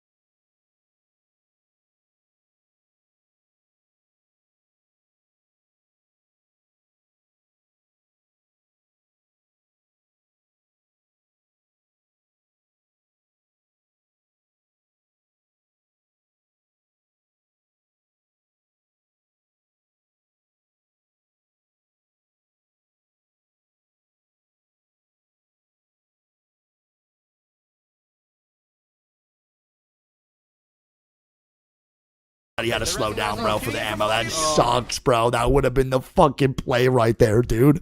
He actually would have had a chance at a 1v6. My God. All right, well, game 2 done. We are now loading in, bro, to the last one here over on E-District. And, bro, we are in for a very, very special treat after this. Don't forget, for 4, 5, and 6, in the meantime, bro, we will be going over to Olympus, dude. So, from fucking all the way over in ED to all the way over to Olympus for 3 games to end this set. I'll be real, man. I have no idea what to really expect. Truly, not too fucking sure. I don't know if ED is this passive. Will Olympus be aggressive? Will it also be passive as well? I'm not really too sure, dude. Right now, ALGS is just way different than what scrims are looking like. It's just the truth. It's just how it goes. So, I have no idea what to expect. This is definitely a learning day for all of us right now watching the Americas, trying to get a consensus as to what people want to play like or what people want to play, how they want to play like. What's the overall vibe, bro, for being fucking a feed phase specialist on Axel? Is she even worth it right now? I'm still not really sure. I can't really give you an overall check if I think Axel's worth it at this moment. I don't know. Some teams are definitely benefiting from Axel, but a lot of these squads are not. I could argue that some of these squads would be doing better with a Mad Maggie instead of the Axel pick, but the Alter was essential for a lot of these teams in the first 2 too. But that's now Axel available, but Crypto and Alter are gone. Lock on in, dap me up, Wig Nation. I love y'all, man. Thanks for everyone being here on YouTube, Twitch, everything. You guys are the fucking goats. Don't forget, ads only come in between the games. You won't miss any of the action, bro. I do all my ads manually. Let's do this shit. Game number 3, last one on E-District. Low-key been kind of fun, though. I can't cap. We have a lot of really good end games so far. Leaderboard's also pretty even, dude. 24, 22, 22, 19, 17, 17, 14. Only a 10-point differential, man, from first all the way down to 7th right now. It's not that bad.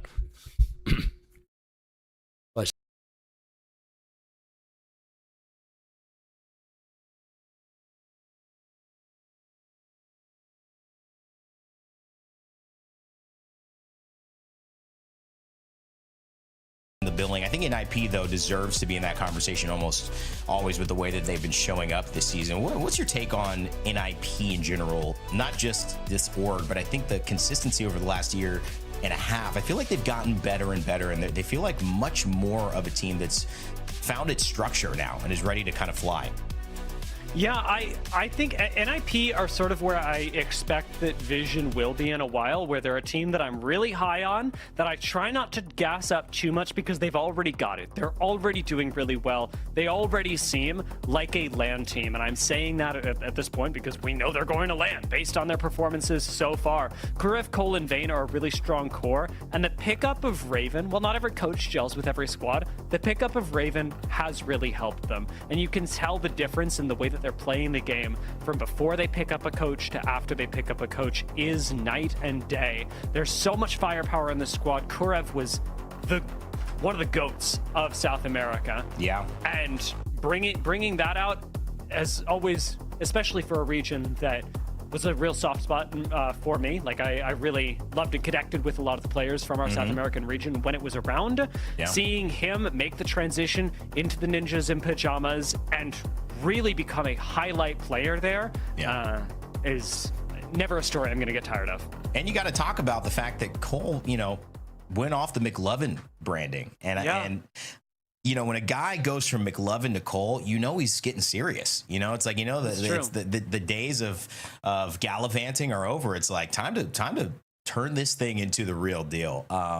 But honestly, I think more players should do that. Because how do you remember some of these new players that jump in, kind of storm onto the scene? A lot of the names they do, like, you're like, all right, we'll see. But when you have a name like that, you remember it. And Cole's done a great job of not only rebranding, and all jokes aside, but truly bringing in that kind of top tier talent and putting it into something that's consistent over the course of these last few months specifically, but definitely over this last half year, and making NIP as strong of a team as they are. Taking a look here, of course, at Negative Orange and Atypical, their first blood. Dia, I think this is that conversation that we had earlier about when do they get their first bloods on average per map?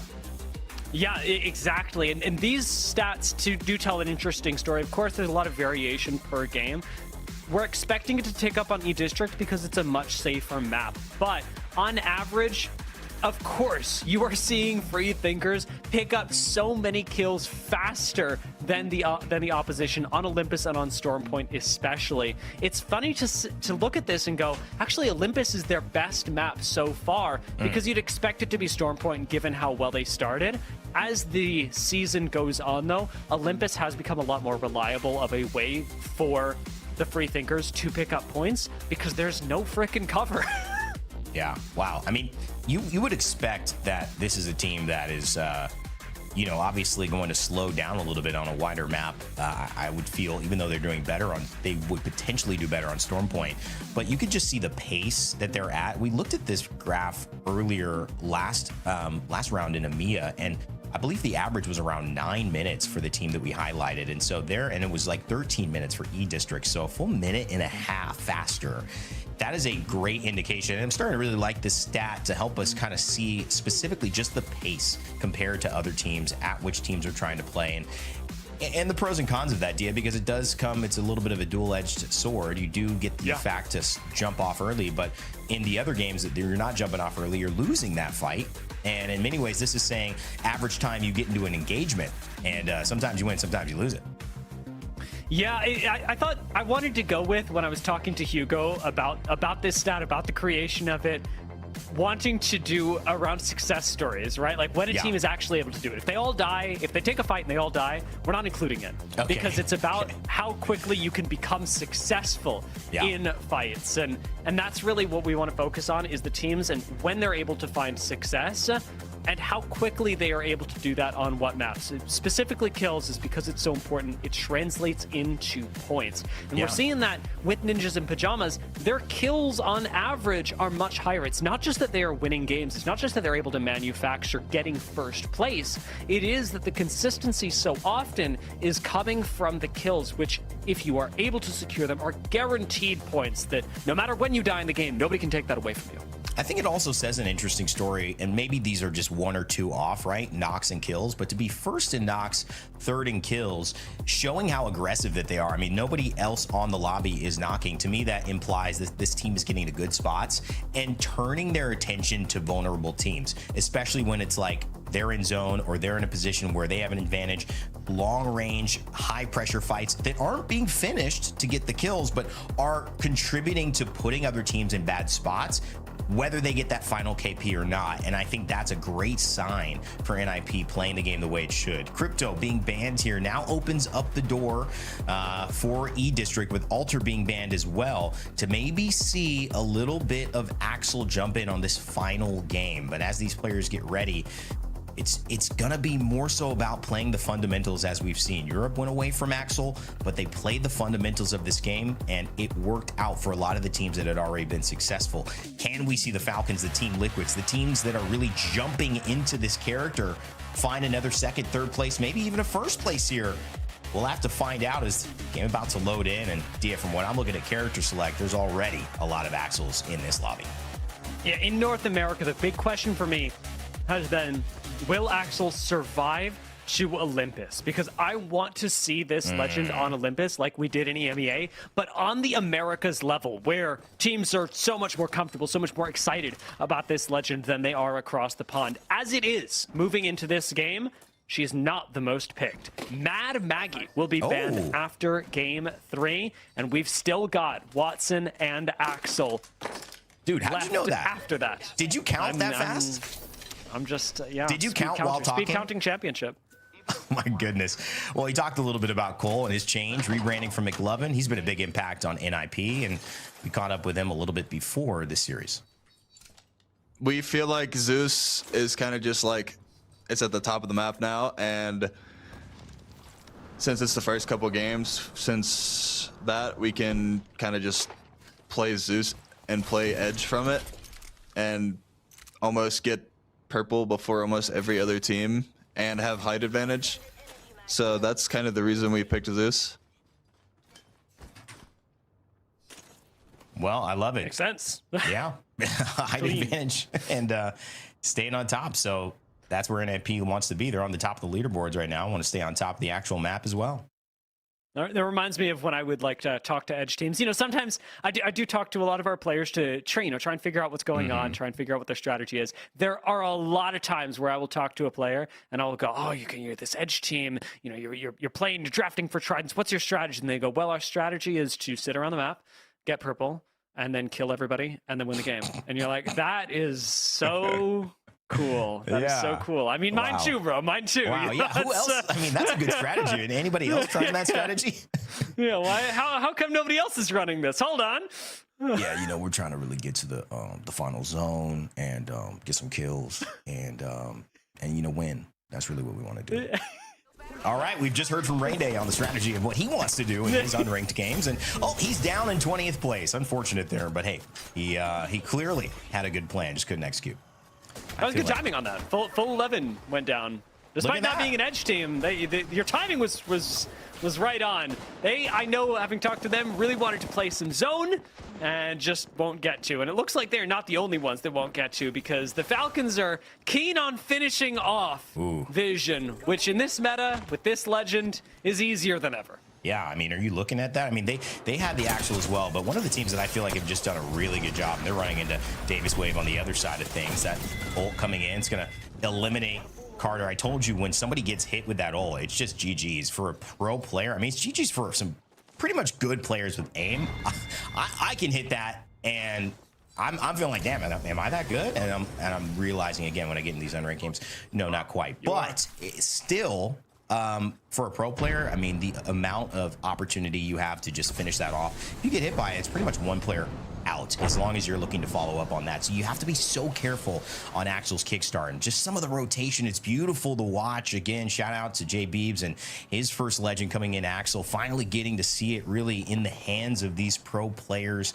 What an incredibly fun design we've seen, and the rotations, the pressure. Graceful's mentioned it. You don't have 15 seconds. You have 0.5 seconds before a team is rolling up on you. In a lobby like this, where Axel's pretty much 90% on every squad, the only thing we're going to see more are riot drills coming from Mad Maggie, and maybe early fights from teams on the top like NIP.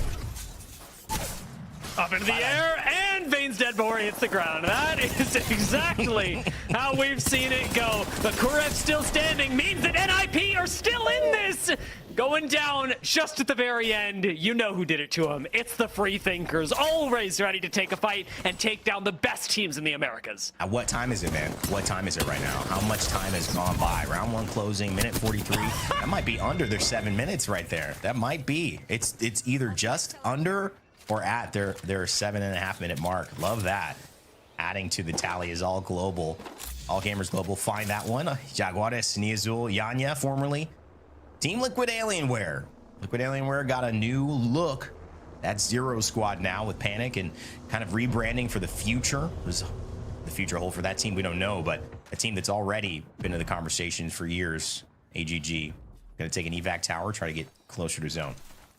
I mean, they are so far away from where this game is like actually going to happen that 3v3 they can take all day. There are a lot of teams that play around the edge of the ring. AG Global, Nice Guys, Men of Culture, all sitting around the outside of zone right now. However, when we're looking at teams like this, looking at teams like Elite, they are playing what Graceful and I have been talking about during today, is the slow side of zone, the more flexible side, hoping to get a better shot at end game by being able to pivot in a better position than anyone else. Men of Culture just to pick up a respawn, so they'll be back as a full 3, a little bit of a slower game for them, but absolutely recoverable. We're still very early in this reign. We are still very early, and Dig is a player we had a chance to interview as well, which I loved. But you mentioned how far away they were from the zone. AGG, you see them up top there in the northern side. What are they going to do to get down and try to find some playable space? Yeah, I mean, if I'm AG, I'd really love to go through Stadium and play this slow side. This choke should be all right, especially with Axel. It can be a little bit risky, but always evacing from right here is an option as well if you want to avoid having to straight rotate in. The slow side that I was talking about, though, is something to keep your eyes on. Elite and Free Thinkers down here should have a really good game from this position. Nemesis, the other team that I'd like to highlight as having one of the better positions, as they get to all collectively gatekeep this choke, and then also, as we can already tell, have a really good spot in this upcoming zone that very, very few teams have information on.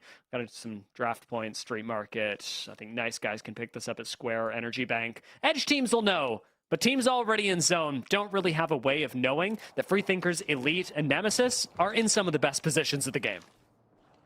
And for those wondering what that slow side means, I know I might wonder if I hadn't heard that term. And we mention it a lot, but it might just make sense to say it again. It's where that zone is collapsing farthest away from where it's going to end up. So on that northern side, where it's got the most to move until it is finally collapsed into the zone that it will be, that is the fast side. The slow side would be the side that has the least bit to collapse on the southern side before it jumps in there. I know many of our long-term fans know that already, but for someone who's just checking that out and wants to know a little bit more and jump into Apex on a deeper level, that's just a little bit of a shout out that I know if I was catching up after a while, as we've seen with Steam charts, lots of players jumping back into you know, maybe just catching them up on some of our lingo. Rain, that kind of thought, that kind of, oh, I should explain that for a second. That's one of the many things I love about you. And just very happy, right? very happy that somebody said it. Yeah, okay. I remember hearing that term for the first time when I started casting with Jamerson, and I was like, what is that? And I agree. I didn't know what it meant a couple either. years later, just saying it and not explaining it. I am the problem moments, right? There it is. Accuser almost gets it. Freethinkers eliminated there. He'll drop down. The final kill will go to a teammate, but Flat finds a way to slow down Freethinkers, and there it is. Some of the good and the bad about being an aggressive team. You get those early 3 KP, but if you don't have a game where it all goes right, well, you might be stuck with 3 or 6 and then out watching the rest of the lobby with 16 squads still remaining. We're about to hit the point where points start becoming relevant. At 15 squads, you actually get rewarded for your time, and Team Liquid want to move us to that point a little bit faster than the lobby is naturally progressing towards it. Unreal Nightmare turning around on Zero and punishing that overextension. Team Liquid may have the chance to reset. Unreal Nightmare could certainly punish it. Big opportunity for Liquid to get some confidence here. I mean, they played well early on. Have to get back to those points to really keep up that energy. They're 5th now. They've dropped after that first place win. And that's a good start. 4 kills already to this squad. 15 squads left.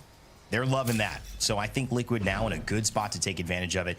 And when I mentioned that they were investing and we went away from the original iteration of Liquid, which was Yanya Azul Jaguares for so many years, I think it was an organization saying, we think Zero can lead us to a place that we haven't been before, get us over the hill. And Panic and Sykes proven, but still, he's determined to get to that mountaintop again. And when you have Panic, a guy who's got just young talent, needing to be molded by somebody who's been there and done that, I can't think of a better squad to invest in. Now, will that investment pay off? That's always the gamble, but Liquid, I think, have made a clear decision where they want to move as an organization within Apex, and they're setting up for the long term. So in many ways, how well they do today is important, but it's not more important, I would think, than, you know, accomplishing what they want to do by next year's championship.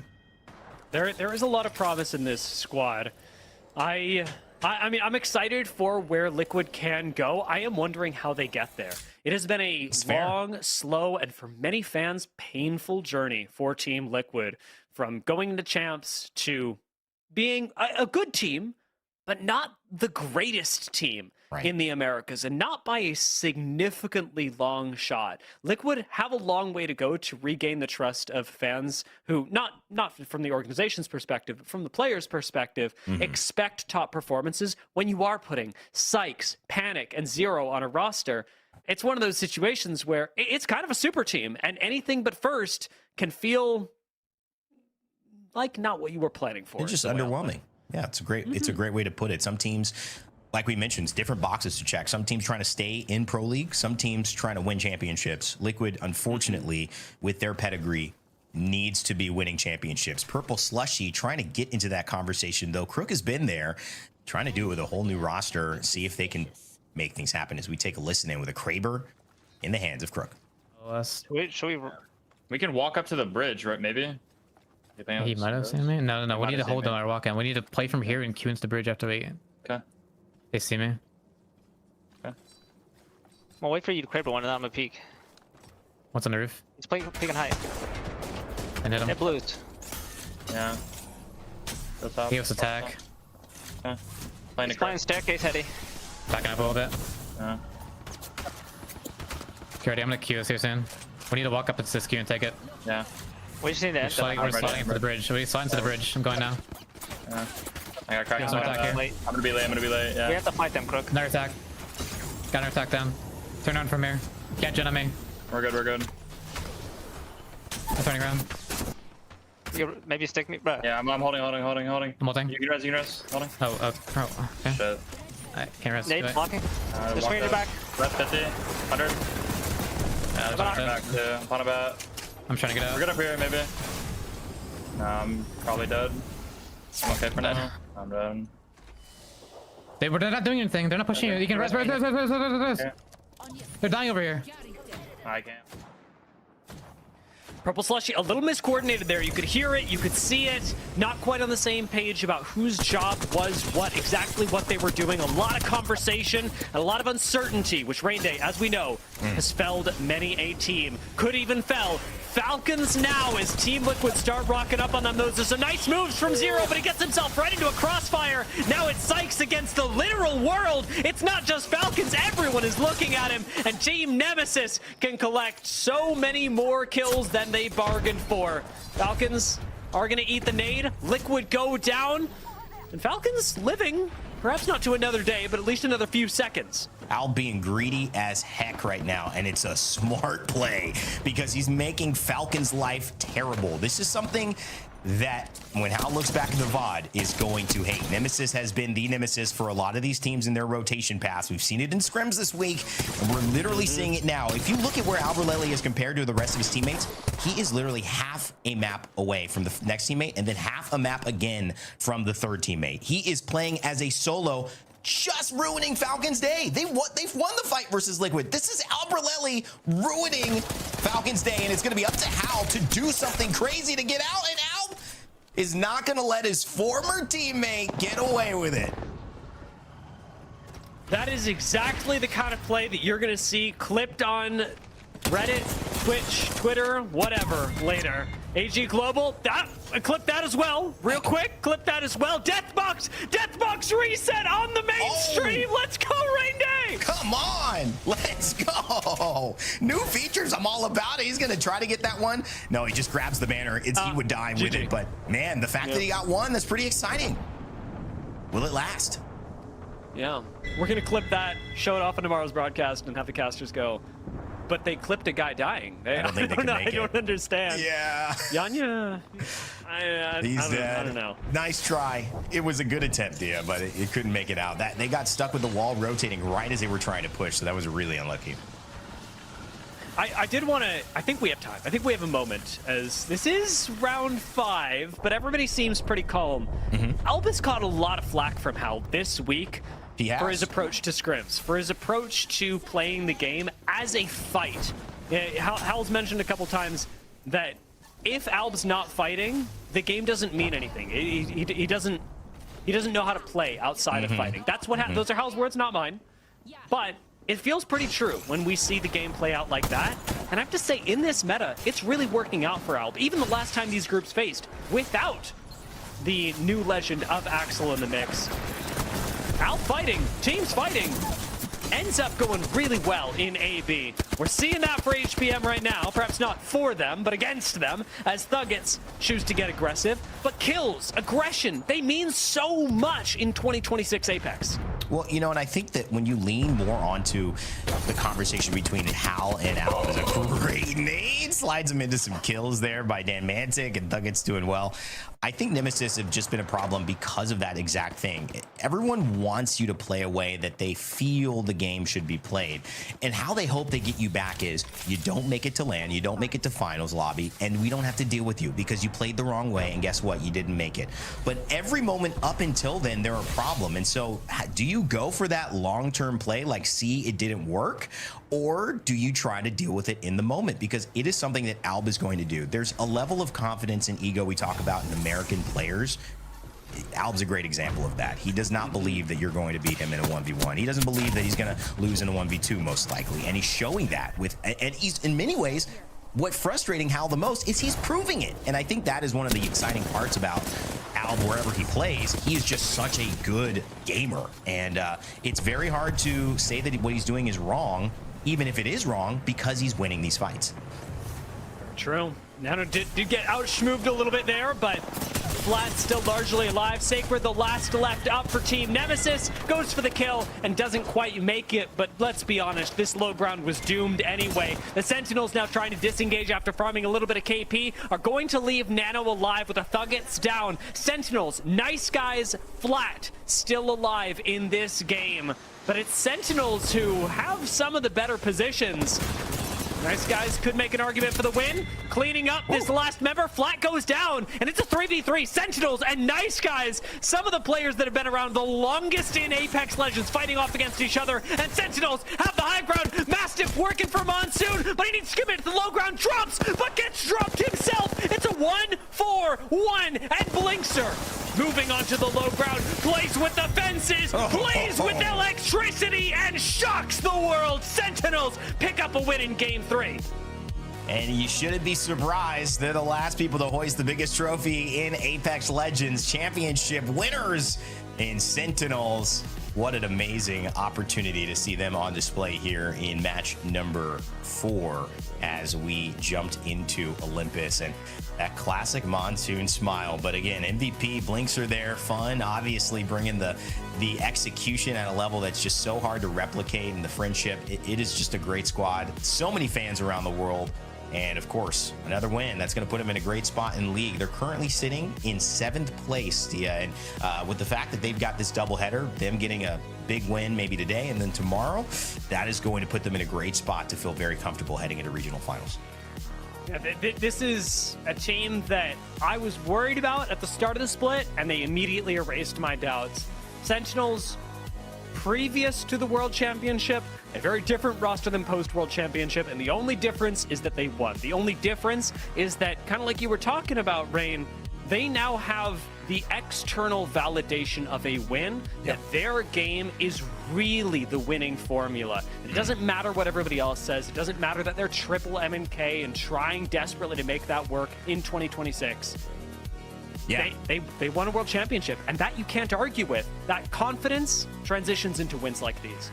And I gotta say, when you're competing, it doesn't even matter, because what you realize is, just like, you know, if that mattered, how would be done by now? You know what I mean? Like, if that mattered, you'd be like, yeah, I already won. It's cool.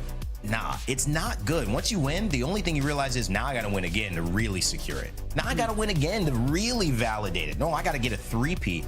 It may sound crazy, but that's what makes a great competitor, not being satisfied with what you've done in the past and always trying to push your level. For a team like Sentinels, you could easily look at this roster, Dia, and with some of the way they take their personalities, which feel easygoing and fun, specifically fun in Monsoon, that maybe they're satisfied with that. Is that enough? Like, are they the team that's going to be like, nah, we need 2 wins? But how well they've shown up so far this split, it certainly seems that they've not only done that, but they've picked up speed as Sentinels with the win. But our top performers so far shown here: Sprites, the Atypical, Nano, and Albrelelli, Dia, over the course of several categories today. And notably, Spritzy, a new entrant into the Pro League on HBM. Looking really good with the 5 kills so far across these 3 games. We'll see how far HBM can push that, because HBM are a team that, as we started the conversation in EMEA, will start finishing it as we come over here on Olympus. We are ticking down the clock for everybody. We've got just 3 games left, 3 days, match days left in the season, and HBM have really got to dial in the points if they want to avoid relegation this split. It's going to be an interesting one. More Apex Legends coming up. The Americas not close to finish. We'll see you on the other side after this break. What's up, everyone? I'm Jumba, and we got a special edition of the community.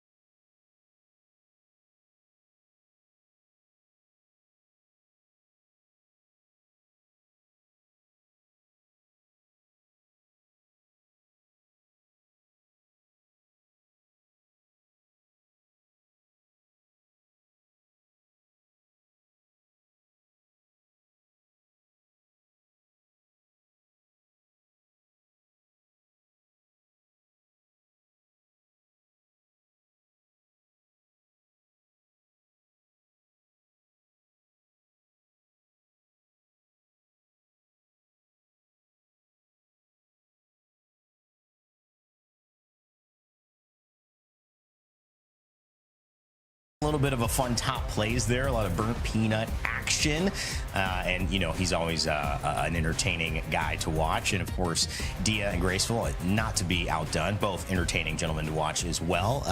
Joining me on the desk here. I love Sorry, it. I couldn't hold. Sorry. Yeah, no, I get it, man. Hey, man, let it out. I'm not here to limit you. I'm not here to limit you. It's been a fun 3 games for sure. We've had a lot of fun with it, and I think America's has finally given us a glimpse of Axel. We've seen some of these teams, you know, put their scrims to the test and see what's worked. But I'm excited most of all for all the fanfare we've got just around this game. Axel is just one thing, but so many different creators have come in and said, let me find a way to just get this energy back with Apex in a way that maybe I haven't done in a while.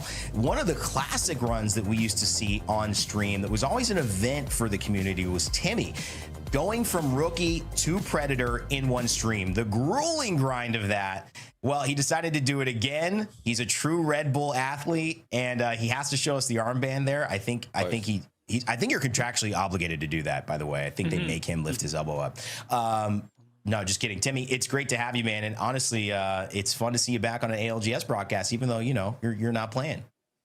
Thank you for having me. It's nice to still be welcomed into the community, and I'm always enjoying being here.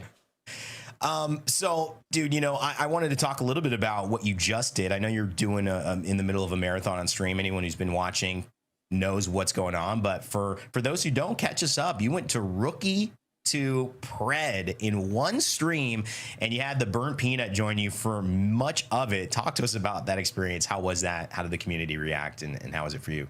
It was great, honestly. Like, I mean, I think this is my 3rd time doing that overall challenge, and you know, like, I think it kind of gets repetitive with just doing it solo over and over. And I think majority of my life, I actually solo queue a lot, whether it's like playing pubs or even ranked. So I think it was really nice to have like you know, the burnt peanut playing with me. I thought it was just going to be like some good laughs, some good moments, you know, climbing through. And you know, actually, I was really shocked that he was able to stay up that long and game for me with me that long. And he did a great job, honestly. Like, for someone who doesn't really play Apex that much, and then also just having to deal with like massive amount of stream snipers too. I mean, he did a good job. He lasted as long as I thought, you know, he could. And yeah, I mean, it was just a lot of fun. So when you're going through this, you get to do it up, partnered up. Talk to me about the change that's happening right now with Apex, where now you can only solo from Diamond Up. You've just done the rookie to pred thing, so surely you can speak, if anybody, about how this affects the like perceived health of the game. Yeah, I mean, I think it's really good. I feel like when you are a solo queue player, when you play like other games, they typically don't allow you to like stack up. It's usually just solo or duos. And if you do want a 5-stack, then you go versus other like 5 stacks. You know what I mean?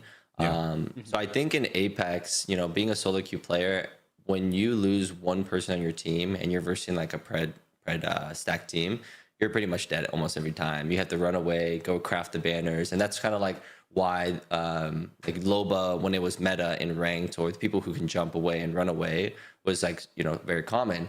But now I feel like because people are forced to solo queue, it actually allows you to one, you know, actually like communicate with your teammates, and you know, you can make some friends through the gaming you know, gaming sessions like that.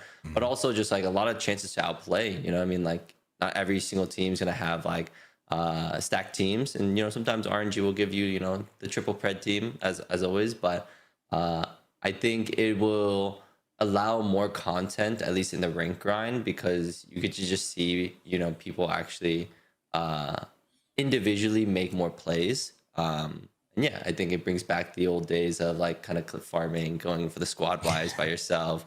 So I think it's a really good change. I mean, definitely. And hearing you, have a marathon in different types of games as well. It's so fun to see you a part of this big community. But one thing I want to say, though, as a throwback a little bit to when you did compete on top of the ALGS skill leaderboard at that moment, on your time with NRG, Sykes, and Guild right there, doesn't this stir up some feelings in you? Don't you miss a little bit of popping off in that moment? Of course, there are things that you probably, could be without, let's just say, the hardest hours of super practice against everybody, several hours a day, several blocks a day, but the competition, the feelings, the emotions on LAN, you miss that, right? Yeah, I think like competing as a whole is always going to bring up those emotions. You know what I mean? Like it's just it's a one of a kind feeling for sure, whether you do a content creator tourney or you do like a professional tourney, being on like stage and having an audience in front of you when you're the one winning the game and you're standing up and the entire arena is just like cheering. Like that's such an unbelievable feeling. And I do agree, like I think anybody would miss that for sure. I think the main things that people don't miss is definitely the practice or like the hardships that go into it. And like for me, I enjoy both, like competing and doing that, but I also really enjoy streaming as well, and the lifestyle that streaming does give me. And yeah, I feel like there's a lot of things I want to do with my life outside of streaming and gaming, and I feel like streaming will help me take me there rather than competitive. But who knows, if there's ever a time where Pathfinder comes back in meta, you could see me on the stage. Teasing the Timmy return. He's got to do it to us somehow, man. We couldn't get him off this broadcast without him teasing his potential return. All right, you guys heard it there. Pathfinder buff Timmy is back. Orgs, get ready. I think we'll expect that next season patch, and that'll be right before we start heading to Split 2. Timmy, man, congrats, man. You're doing a lot. I know you're having fun out there. Keep having fun. I know the community loves it when you're vibing and making great experiences while streaming. And good luck with the rest of the aspects of your life as well. I joked that you were going to be, going skydiving this last couple of weeks. It's funny that you actually are trying to soon. So next time you jump out of a plane, land for us and stay safe. Of course. My yearly skydive. All right, brother. Well, thanks, man. Thanks for staying with us, and good luck on the rest of the streams. We'll see you soon. All right, thank you so much. Thank you for having me. It's Timmy, man, doing a great job, great things. And, it's such an interesting journey that he's been on. I have a lot I could probably talk about with it, because it reminds me very much around my soccer journey, where there's just, it comes to this point where you're addicted to the experience of playing, but everything that goes into the play, when you get the business side, the practice side, the having to move, being traded, all of that stuff, it comes into it's a different process to have to go through that than to get the payoff. And Timmy, he's so fortunate to have a great personality that people like watching him play Apex, even if he's not on a pro team. So a great opportunity for him, and we wish him the best. Thanks for coming up. All right, we got a game 4 coming up, guys, and I'm excited about this one. Dia, Graceful, I know that you guys are jumping into this, so I'm going to let you get going as we jump into Olympus with Mad Maggie banned. Let's do it. Mad Maggie taken away means one thing and one thing only. Baby comp. Baby comp on Olympus. No Mad Maggie, no crypto. If you are running to Gibraltar, you are feeling fine, Graceful. I mean, and no tridents, mind you. So you have to keep in mind that the macro might change a little bit. We did see several swings with that Axel Q through doorways and straight roads. Now we'll see them on the long slopes of Olympus. It's going to be a ton of fun to see how teams utilize her on this map. Now, as we start things off, you'll remember the Rift Zone that we had last match day, a few hours ago on Olympus. Yeah. In their AB, we have got to keep our eyes on what goes on there, because if we get a Rift Zone, we saw an incredible amount of chaos around rotations through the phase driver in the middle of the map. That can absolutely end teams' games cold. As we get into the latter half, though, currently and silently, Flat are leading this lobby, and that is not what I expected to be saying.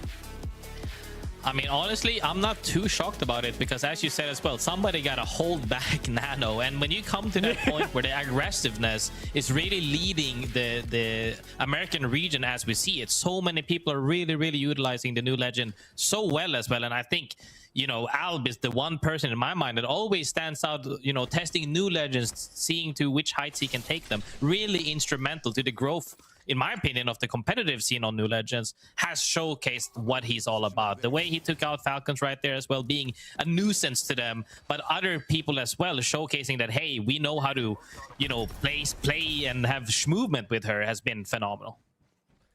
Yeah, we have got a lot of teams that are trying desperately to adjust to this meta, be it with aggression or what have you. But I did get a chance to talk to Burke a little bit earlier, the coach of Full 11, one of the teams that needs to perform today, about how the removal of Tridents is affecting Comp and specifically Olympus right now.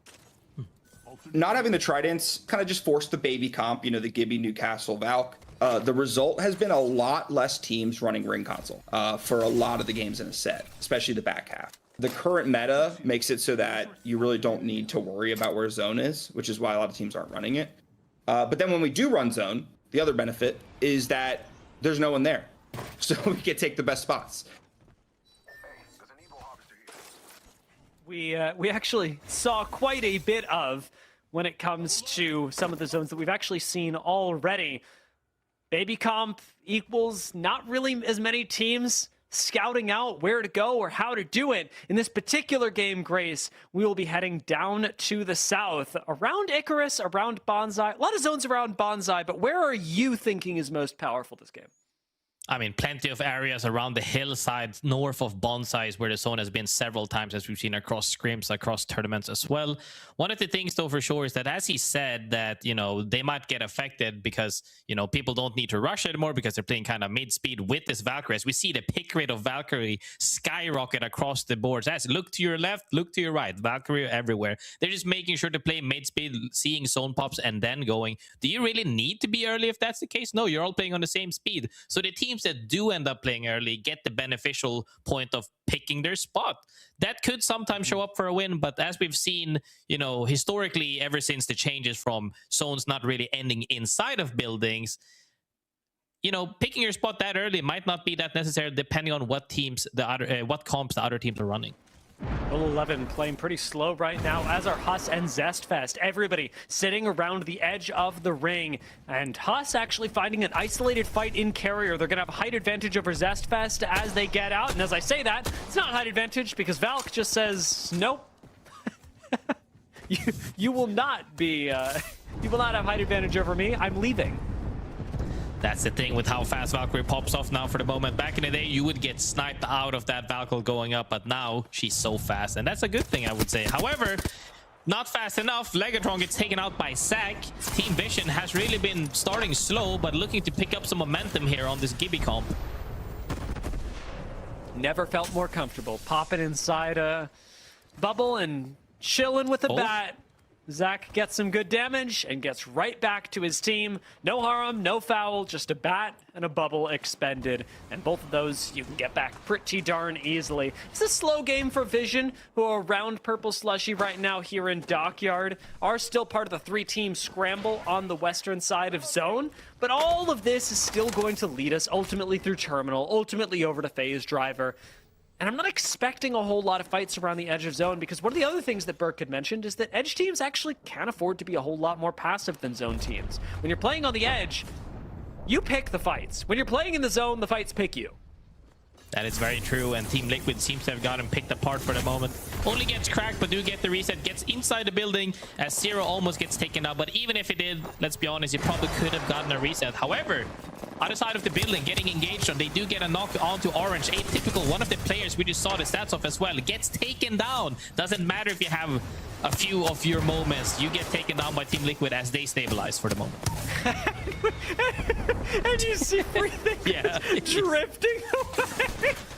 Oh, I love Axel, but she looks ridiculous. Team Liquid hit us with our first strike, taking out the free thinkers, and Red Bull did not give the Free Thinkers wings today. We'll see how many they've given Team Liquid when they get to turn into the Pegasus they always dreamed of. That's the thing, though. Team Liquid very fast on that awareness as AGG tried to make a swoop to see if they could catch somebody off guard, but Team Liquid very consistent, very aware, made sure to get that full proper reset. So now they're on the hunt again to see if they can perhaps take out some other teams, because they have been really showcasing that they're willing to take fights at any points. Even though some of them didn't pan out the way they wanted to, they're still sitting comfortably in top 5. The buildings, plural, that Ninjas in Pyjamas are playing, though, really stellar positions for later in the game. Vayne gets to play an extended spot because he's on Wraith, but NIP holding these 2 separate bike garages?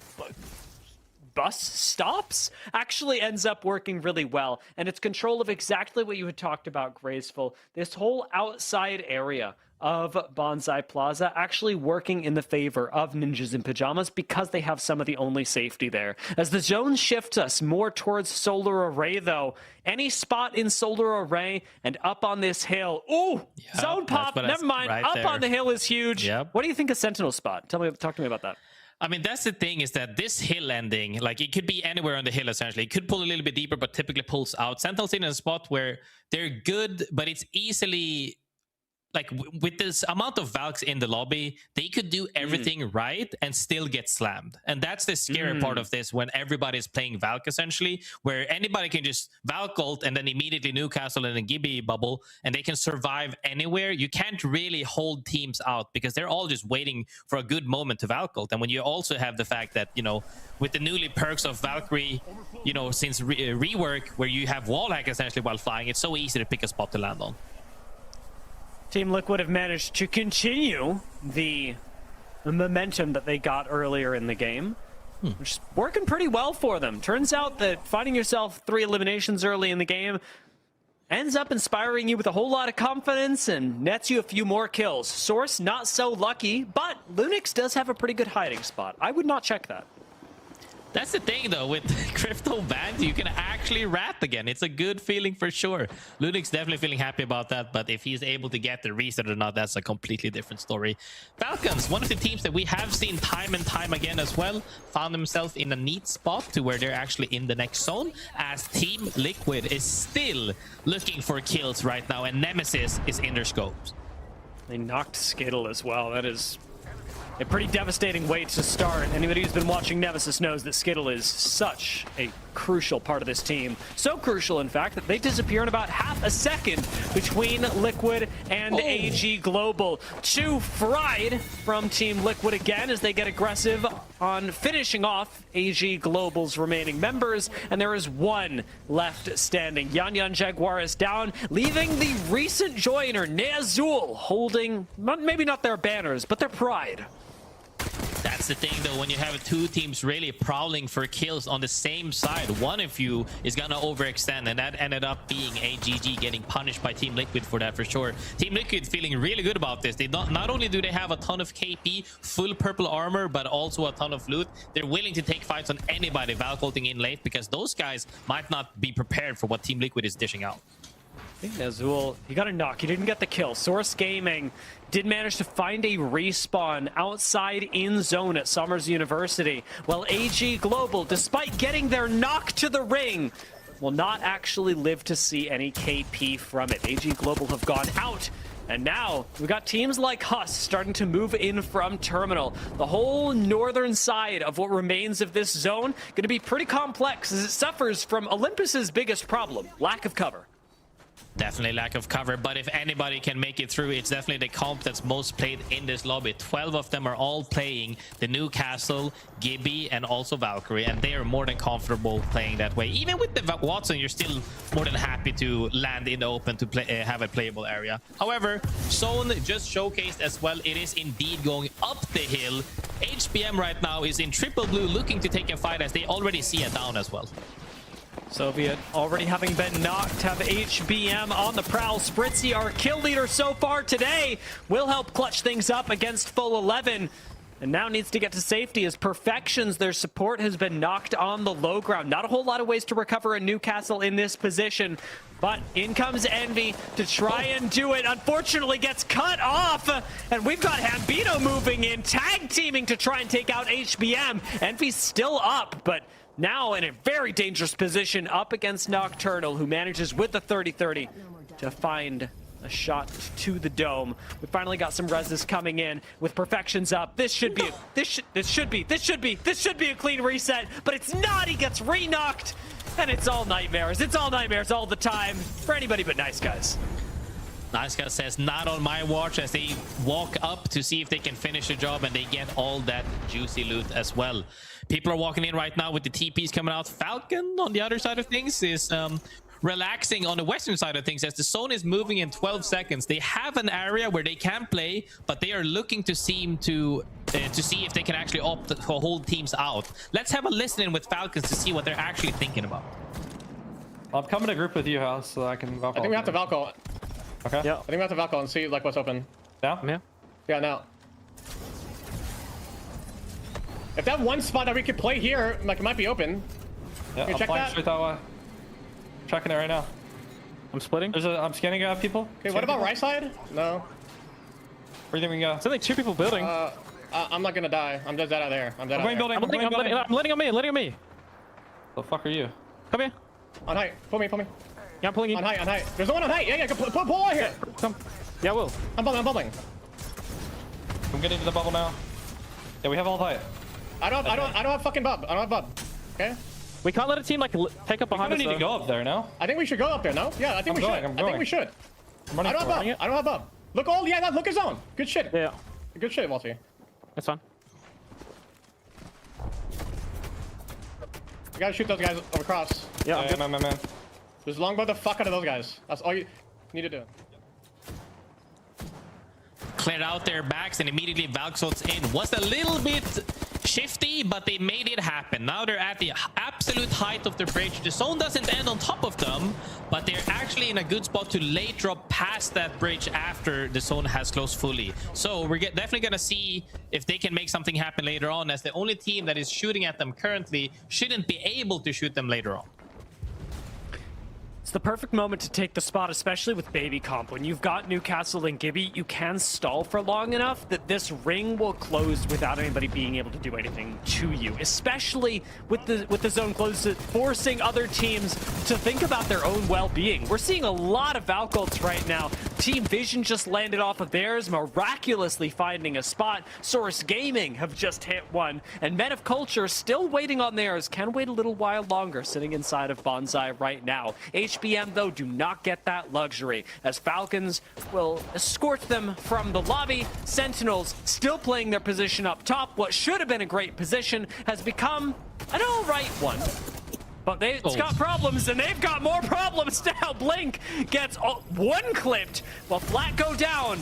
Our #1 squad in the lobby suffering a few setbacks. Our #1 team in the world suffering a few as well. Blinks are going to absorb a Watson ult even dropped to protect him in the squad, but it's Monsoon that's gone down, and everything is getting thrown at Sentinels right now. These teams smell weakness, and Sentinels are not immune from being set because of it.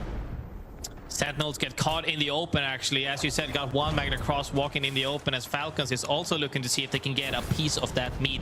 However, NIP repositions properly just to see if they can get a little bit closer towards the zone as the TP comes out from Vayne. Let's see if they can place it in a good spot to where they can actually survive. For the moment, it's going to be tough, but with the help of Gibby and Watson, should be able to stall for at least a little bit. Elite NA out. Falcons starting the fight of their own. Might even be looking at this one as the ninjas in pajamas move up on Unreal Nightmare. Peacekeeper in bubble fights, devastating. And to lose Sentinels, to me, somehow even more so. Sentinels falling here, no bubble on ninjas in pajamas. We've got a minute left on this zone close, and it does not look like things are calming down. Out goes the Watson fence, down goes the bubble. Unreal Nightmare, they've been forced to expend a cooldown, and it should be time for NIP to strike. Nice Guys outside of Bonsai take a fight of their own and win it up against Purple Slushy, while inside, NIP still posture. Nice Guys right there. Cody coming in with the schmovement on those Watson's fences as well. Gets the 2/3 with the perimeter. And now we saw, however, NIP managed to survive that Gibby barrage right there on the outside, where surviving that ult led to the team on the inside getting aped, actually. Made them stall enough to where they're stabilized fully, as Nice Guys is holding a little bit further up on the northern side. Things are gonna not pan out for them in about 20 seconds, as Nice Guys will be moving into the zone, as other teams have to walk in their crossfire. How many times have we looked at zones and gone, Nice Guys is in the middle of it? How many times have they rolled the dice and come up just a little bit short? This game, once again, could be, but will it, with so many other squads in the lobby? Bubble forced out of Team Falcons. They're starting to use Gibby ults as well to clear space underneath them. The Thuggets causing a lot of problems and dropping a bubble of their own. Falcons may even have to Valkyrie to survive this transition, as awkward as it may be, because dropping on top of Thuggets, I think it kills you, Grace. They managed to force the bubble early. If they can pop any ult XLs, maybe they could make a play, but if not, the Valkyrie option is always there, which we know they've been able to do really well so far as well. NIP, however, managed to stabilize properly, comes out with a TP again, but runs into Nice Guys as Cody is looking to deny them walking forward. This portal is what? What is this portal? Where are we going? How on earth is this working out? NIP are moving straight into the center of zone, while Falcons have chosen to just drop on top of the Thuggets, but it's Guild that turns that engagement. Now with Team Vision coming up to finish off the fight, Guild has got to turn things once again and is getting shot from every angle possible. Has shield swaps, has hope, but has it no longer, as the Falcons are taken out. NIP stabilized in the center of zone. Men of Culture are out, and instead it's the Nice Guys that inherit the high ground. The Nice Guys who may very well be able to execute if Ninjas in Pyjamas just give them a little space. Fade rockets over their heads, and the Nice Guys are wiped out. NIP with just Vayne left, 5 squads in, 30 seconds left on zone close. Can they even live to top 4? They cannot indeed. Nice try from NIP there, taking them out. But HUSS ready on the cusp of the zone to 3P that fight. Coming in from absolute height. They're looking really strong to finish out this game, potentially, as the other teams, Team Liquid, Zest, and Source Gaming, are all fighting for essentially low ground. Team Liquid do not have a way to access height. That is going to be crucial. In the next 5 seconds, zone starts to close, and as soon as these staircases get denied, they need evacs or they are dead. It is a matter of time. Oh, Zestfest know it. HUSS fighting for the high ground, but Source don't want to push this. Source can't give up the middle ground. We got 3, 4 tiers going on right now, and we're going to cut them out one by one as the zone closes in. That might have been the opening Source Gaming needed to close out this game. Letting them reset could be devastating for them if they can't close out this fight on top right now. Sure, they might have had the middle ground, but if they don't win this fight, they lose the game regardless. They have to make sure that the other team drops down or they wipe them. And right now, that reset looked really costly to them. Liquid are being taken out. Zestfest took this fight slowly. Another bubble from them. It's Zero playing the hero. Panic. One shot gets taken out. And now Zestfest have to recover on low ground. Source have dropped, and that has let HUSS take the high ground. This should, on paper, be a HUSS win, because graceful to me, it looks like everyone else chose to play for second. There's no way HUSS doesn't win here. They literally can just not shoot their gun and still win, as Zestfest gets taken out for 3rd place. HUSS is looking very happy with that. Managed to get the reset because Source Gaming did. Oh, they're dropping down still. We're going. We're risking it. HUSS go for the 3v2. This can still be turned around to Source. Thunderdome it, but HUSS come in with the devastating Peacekeeper to take game 4. I mean, I like the confidence. Maybe they were thinking, hey, let's not even let them Valkyrie in case something happens. I respect it for sure. Managed to, I would definitely say though, HUSS did great for that 3P, holding up height, stabilizing, and then just walking on from height to close out that game. Dupe, Jelly, and Deeds, no strangers to anybody that actually follows the scene. However, I would like to say, Source Gaming, insanely costly mistake from them. When you get that opening and you hear all the teams fighting for low ground, you have to commit to something. You can't wish for the best of both worlds. Either commit to the fight, get the KP better placement, the fight again, and not just pray and eventually get pushed off the cliff to where you can't even win the game. Yeah, I'm in the same boat. Source seemed like they had a shot to win, and they gave that up for 2nd place. I will say, if you're gonna give it up for 2nd place, that is the best way to do it. Dropping onto low ground as opposed to taking the fight for height, because you're pushing onto high ground, you run the risk of losing it. You're jumping onto a low ground fight that's already sort of ended, you're going to get 2nd. I see the logic. but as a believer in Source's end game, watching them choose to play for second, to not contest for the first place, I think it could have gone better for them. Yeah, most definitely. HUSS, however, takes that first place with 8 kill points. 20 points overall is a super good game. That's one of those games where you're now at the game number 4 and you're feeling good about them, you know, closing out this series for the moment. Let's see if they can keep up that momentum or not, because at the end of the day, you don't really need to win every game. Just make sure you put those points up on the board.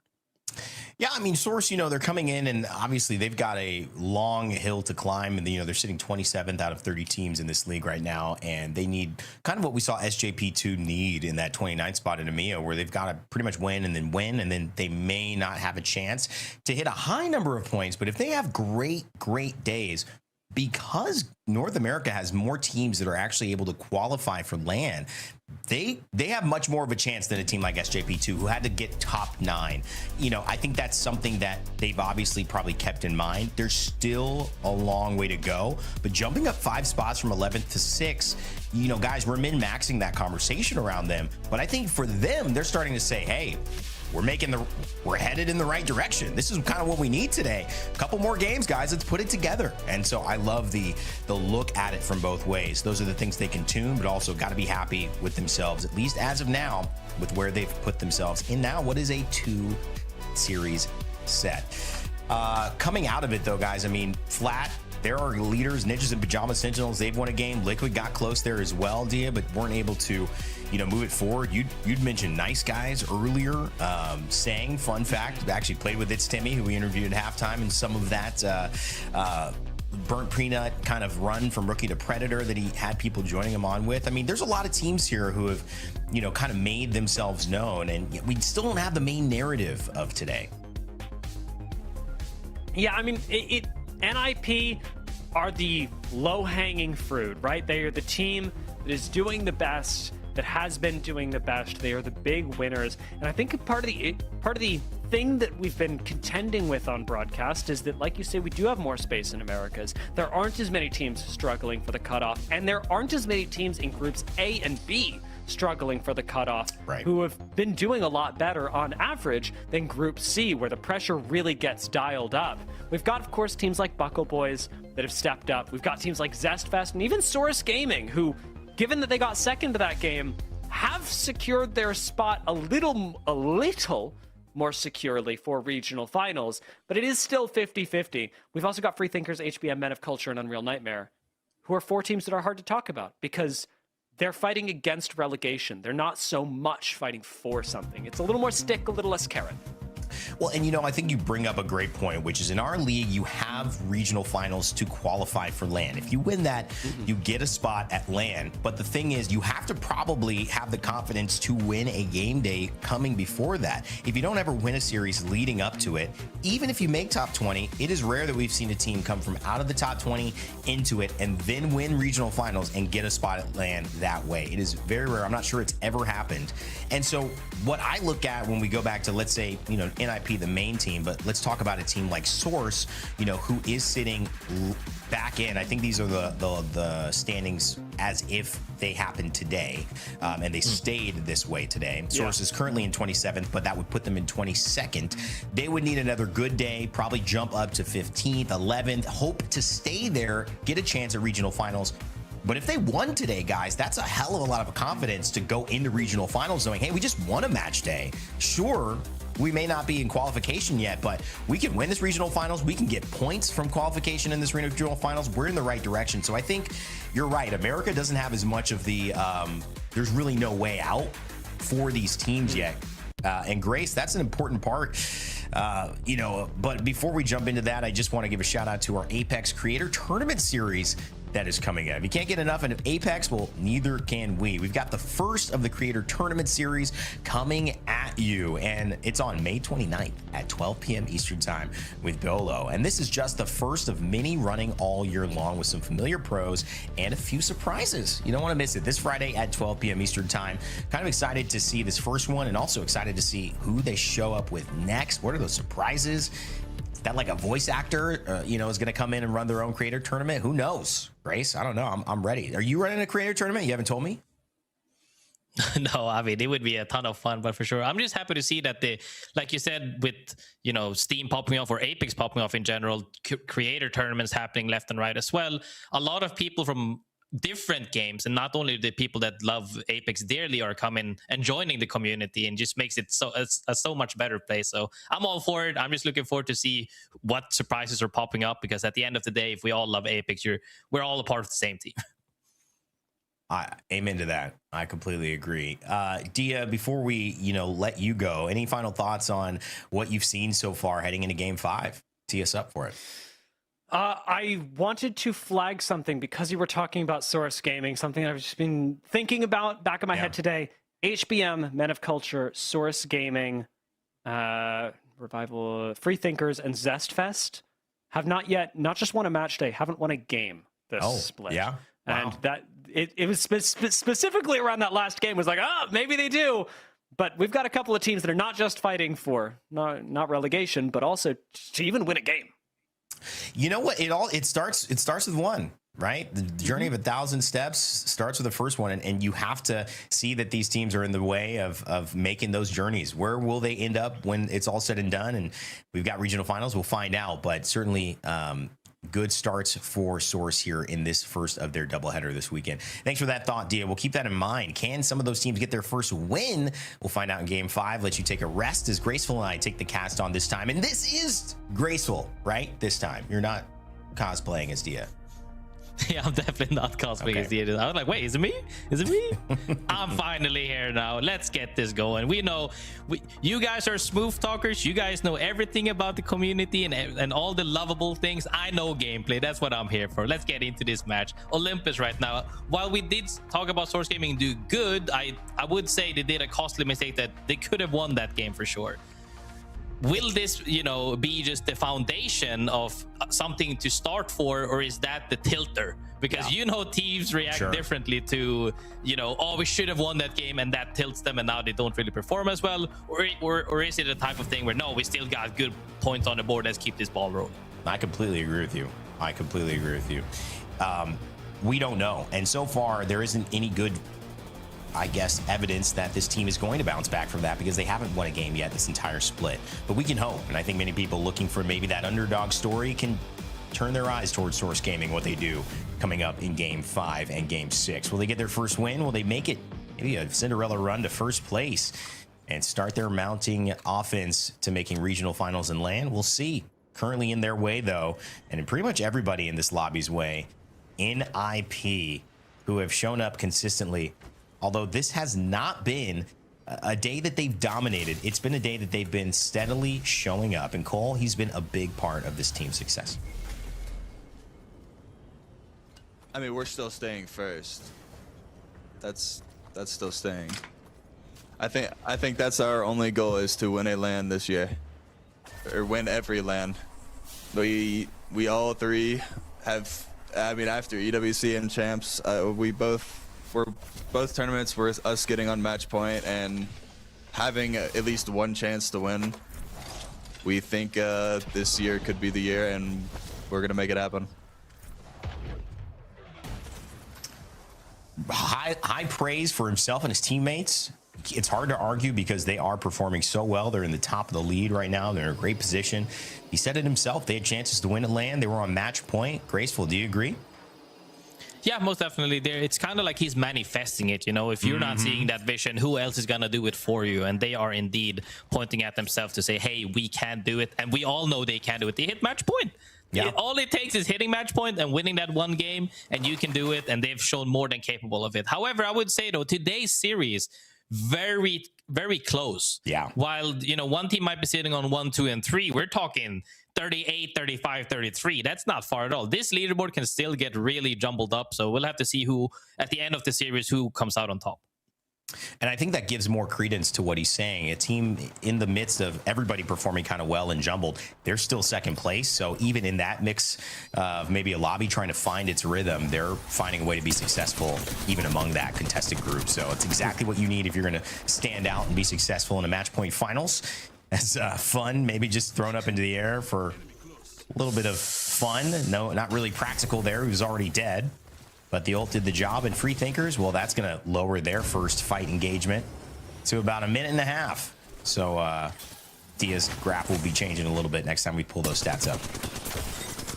Poor Blink is getting ran at as well. Free Thinkers runs down Sentinels. I know they're not happy about that at the moment. But at this point, we know Free Thinkers like to fight regardless. And at this point, when they're sitting on, 7th point overall, they got to make something happen. We're on match 5. You no longer have the leeway to have donuts. You need to make games happen. And what other way outside of the good old-fashioned, let's 3-man run at them? No, man, I agree. Now, the problem is this combination of play has not worked for them beyond their first fight. They've got 7 points overall in the day. And so can they turn into a team that gets this and then knows when to get off that track and run a little bit slower, run a little bit more methodically, and then use that aggression when there is the right opportunity to be aggressive? That's kind of what we're looking for them to take to the next level, but they'll show us that if they can. HBM right now currently feeling like they're sitting in the middle of zone, and I believe that they are. Yeah, I mean, most definitely. Zone is ending very, very central, west of Hammond, actually, north of Terminal and east of Estates. But one team we see there that we always end up seeing endgame is Nice Guys in the middle of the things, on the compound right there, on that platform, feeling very good about themselves. But one team we can't stop talking about as well today is AG Global.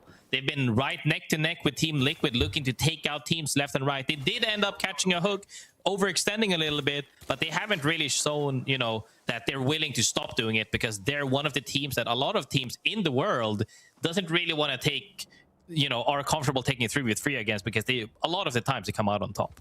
Yeah, they don't want to fight, and that kind of plays into their style. And I think that's where these teams mix up a lobby, but it's also, to your point, a sign of respect that teams know who they should fight, who they shouldn't fight. Free Thinkers going up against, a team like AGG, I'm not sure they would even want to take that fight, although knowing both those teams, that fight would still probably occur. I don't think anyone would back down, but certainly Free Thinkers now doing what I said, trying to get it going past the first engagement, but having a difficult time of doing so. And that's going to be Orange going down. Can this angle be enough to get the revive on Atypical? Negative, we'll see if he can. Gets the beacon down. Might even, not going to risk it, but could have gone for maybe the death box respawn. Atypical might go for it. He's going for it. And this should get off. Yeah, I mean, not sure what happened. It looked like me when my mom plugged my internet when I was 12 playing video games online, but he is indeed he's right there, no internet. I told you, looks like me. But you got to punch him back in. They might be able to get it. Atypical, does he have enough meds for this? Because they need the Nitro Gate to get out. That's why I think they're trying to make sure that Axel stays up, Grace. Yeah, no, he's definitely back. And this zone doesn't hurt that much. They can out-heal this easily, even with just the ranges, so nobody is engaging on him for the moment. As I say that, again, Val called it on. I'm not too sure. Are they going to send this fight? They look like it. They look like it, but I feel like this is your opportunity to use Axel. Free Thinkers, though, they want to fight, and so do Thuggets. 74 with the 30-30. My goodness. But Vlorzy paying back in kind with bullets from Atypical. Thuggets, did they bite off more than they could chew? They certainly have lost Vlorzy. They cannot go back for him. And the Nitro Gates from Orange, and Axel's passive most likely going to give him a chance to catch up. I'm not sure what, if you're committing, commit to it. You can't go halfway and then expect to get out, without unscathed. It doesn't work like that. Free Thinkers immediately gets that reset. Even though they had a disconnect, he's back at it and they're already fragging again. I mean, this is, if you're gonna snowball from something, it's definitely this momentum. Well, in many ways, Free Thinkers had to be the ones kind of playing patient here, right? They had to use the resources. They had to wait. This is what we were saying. Can they do that instead of throwing everything, in the kitchen sink at a team? And so far they have, even though it's not been by choice. It's just been because Thuggets have been the people who have been aggressive on them, forcing them to slow down. Is that, however, a sign for things to come? A game that might just be tilting the way of Free Thinkers if they can make it out. A good story so far to follow, and we will keep an eye on that. AGG as well on the corner of this map, the far west side, trying to make it past Zest Fest, who's right in front of them. One of the teams Dia mentioned that have yet to win a game in this series and in this split overall, trying to hold off one of the teams that have been successful across the board for many years in Apex Legends. Yeah, I mean, it's one of those things to where you have to start to wonder, like closing out the one game at least per split is something a lot of teams expect you to do at some point. Is it a mesh of play styles? Are they only playing for fights? Are they not getting into end game? Could be many factors to why that's not happening. But playing for fights, Team Nemesis, one team not shy to take a fight, and Albralelli right there on that Seer. And actually, Sacred is on the Axel this time now. Let's see what he can cook up, as we saw Alb do earlier today. And you could tell, it feels like Alb called for that Nitro Gate. He wanted to push, got immediately poked. Is that a sign, again, that he's just maybe a little bit overconfident? It didn't seem like there was any opening. It was completely forced from Nemesis, just being aggressive, and maybe that's their playstyle, but it does not work. Sacred goes down. Skittle Cakes, we've seen him clutch up big time for this team. But right now, the clutch is just going to be staying alive. He's leaving Alb alone to try to 1v3. Alb might just be able to do it, but loses the 1v1. And that'll be the end of most of Nemesis for now. Yeah, let's see if Skittle Cakes can get that reset, but it's going to be a tough needle to thread through, because you have to make sure that you're not running into not only Zest that took out two of your teammates, but other teams not running into you, you know, like the likes of AG Global, who was actually just on that side but went north instead. Team Liquid, however, noticed the team and are now ratting them, it looks like. Nope, HUSS turns around immediately, heard their footsteps, and now they get Circuit, a fight breaks out. And that silence is huge, because couldn't use the abilities. You see the missile swarm comes out, but is it too late? It is, because she gets knocked up. Kick start, and that stops the life of the Valkyrie. Jelly turns into it, and Deeds, the last one standing with the battery. But I gotta say, I'm never gonna count Deeds out behind a Newcastle wall. This man knows what he's doing with a shotgun and that character. And like a Newcastle should, still alive last. So there's always a potential, but he's got to do something crazy here against Zero and Sykes, and he gets the med kit off. Maybe. Can he isolate this fight with Sykes here? No way. Yeah, Zero missed him actually as he goes back to that fight. It might come down to a 1v1 on Sykes, but can't really tell right now, as it's hard as he's getting chased down and yeah, gets eliminated. Okay. Interesting attempt though. A lot going on here. And you can see a negative already taking some damage. And he's just in a weird spot. He's going to get the kill. He actually might have this here. He's almost at blue. Immediately deleted Q's here with that RE45. It's regular ground loot now, man. You just gotta worry about getting shot with that thing. I know we're not talking about it as much, but such a good weapon still. And you can see it when the pros have it in their hands. You got half a second to live, or you're going back to base. Huntsman, Unreal Nightmare. They're still alive. Davis Rails using this Newcastle. Oh, surviving the onslaught. The Watson helping him. Oh, but they're ducking and diving. Can't quite stay alive, Grace. This is looking tough. But maybe. Bobbing and weaving is all you can really do from that positioning. However, if they do get that Newcastle up, they could make something happen. It's going to be really tough for them for sure. Sons ends up pulling a little bit west of Hammond Lab. So in that open where that big rock is essentially, a lot of these teams are going to be staring down the other teams walking in with the zone behind them like hawks, because now you're at the point where you're gonna have to collapse on two different chokes from the western side. Yeah, and Full 11 and AGG, they're actually holding on this kind of late rotate in Estates. You're seeing Full 11 in this building, AGG in the middle building of Estates, and shortly on the right side of ramp, it's actually, you could see that there, that is I believe it's that Team Vision coming in, and Team Nemesis as well, right near them, coming in from that high ground. Zest, Full 11, and Nemesis very close to converging here. Nemesis gets that reset, actually somehow made it out alive. Gonna have to walk into several teams though, whether that be from the southeast side or teams holding them just up from the north, like we saw from Full 11. Nemesis is struggling to make sure that they can stabilize, as we see wait, okay, no, that's just a UI bug right now. He does have heals on him. He's hoping to see if they can stabilize, but a frag closes that dream immediately as they get taken out by Zac. Humongous frag. I mean, do they want to move? I'm not sure they do. They might have a chance at resetting, because Legatron and them know they got some downs, but if they push out into that open space, they're gonna get shot at.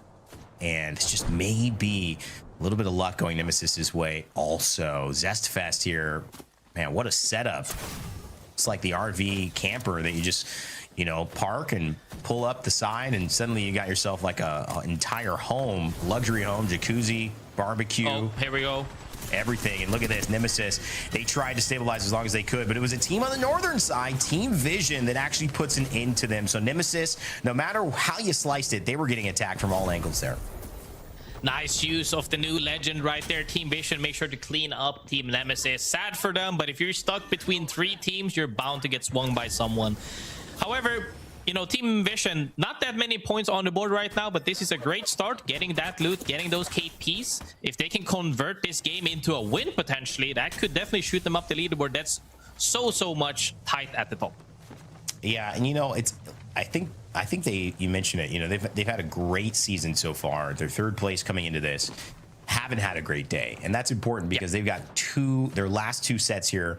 And if they basically have a dud in this one, it negates a lot of the work that they've done to get to this position because there's still so much more to play and everyone is locked in right now. So a big win on the line for Team Vision, and Zach Mazer with Loader and Carter trying to turn this potential of this roster, Zach coming back into pro play and really make something out of it. A lot of people believe they can. Zest on the Valkyrie ultimate, the Skyward Dive will come up. They'll get a scout, trying to find a space to land here that's safe. So far, looking at the northern, kind of eastern side of this circle from their perspective, they're going to land behind this rock and this wall, and they'll be safe for the meantime. But a lot of variables about to occur as this zone continues to move in.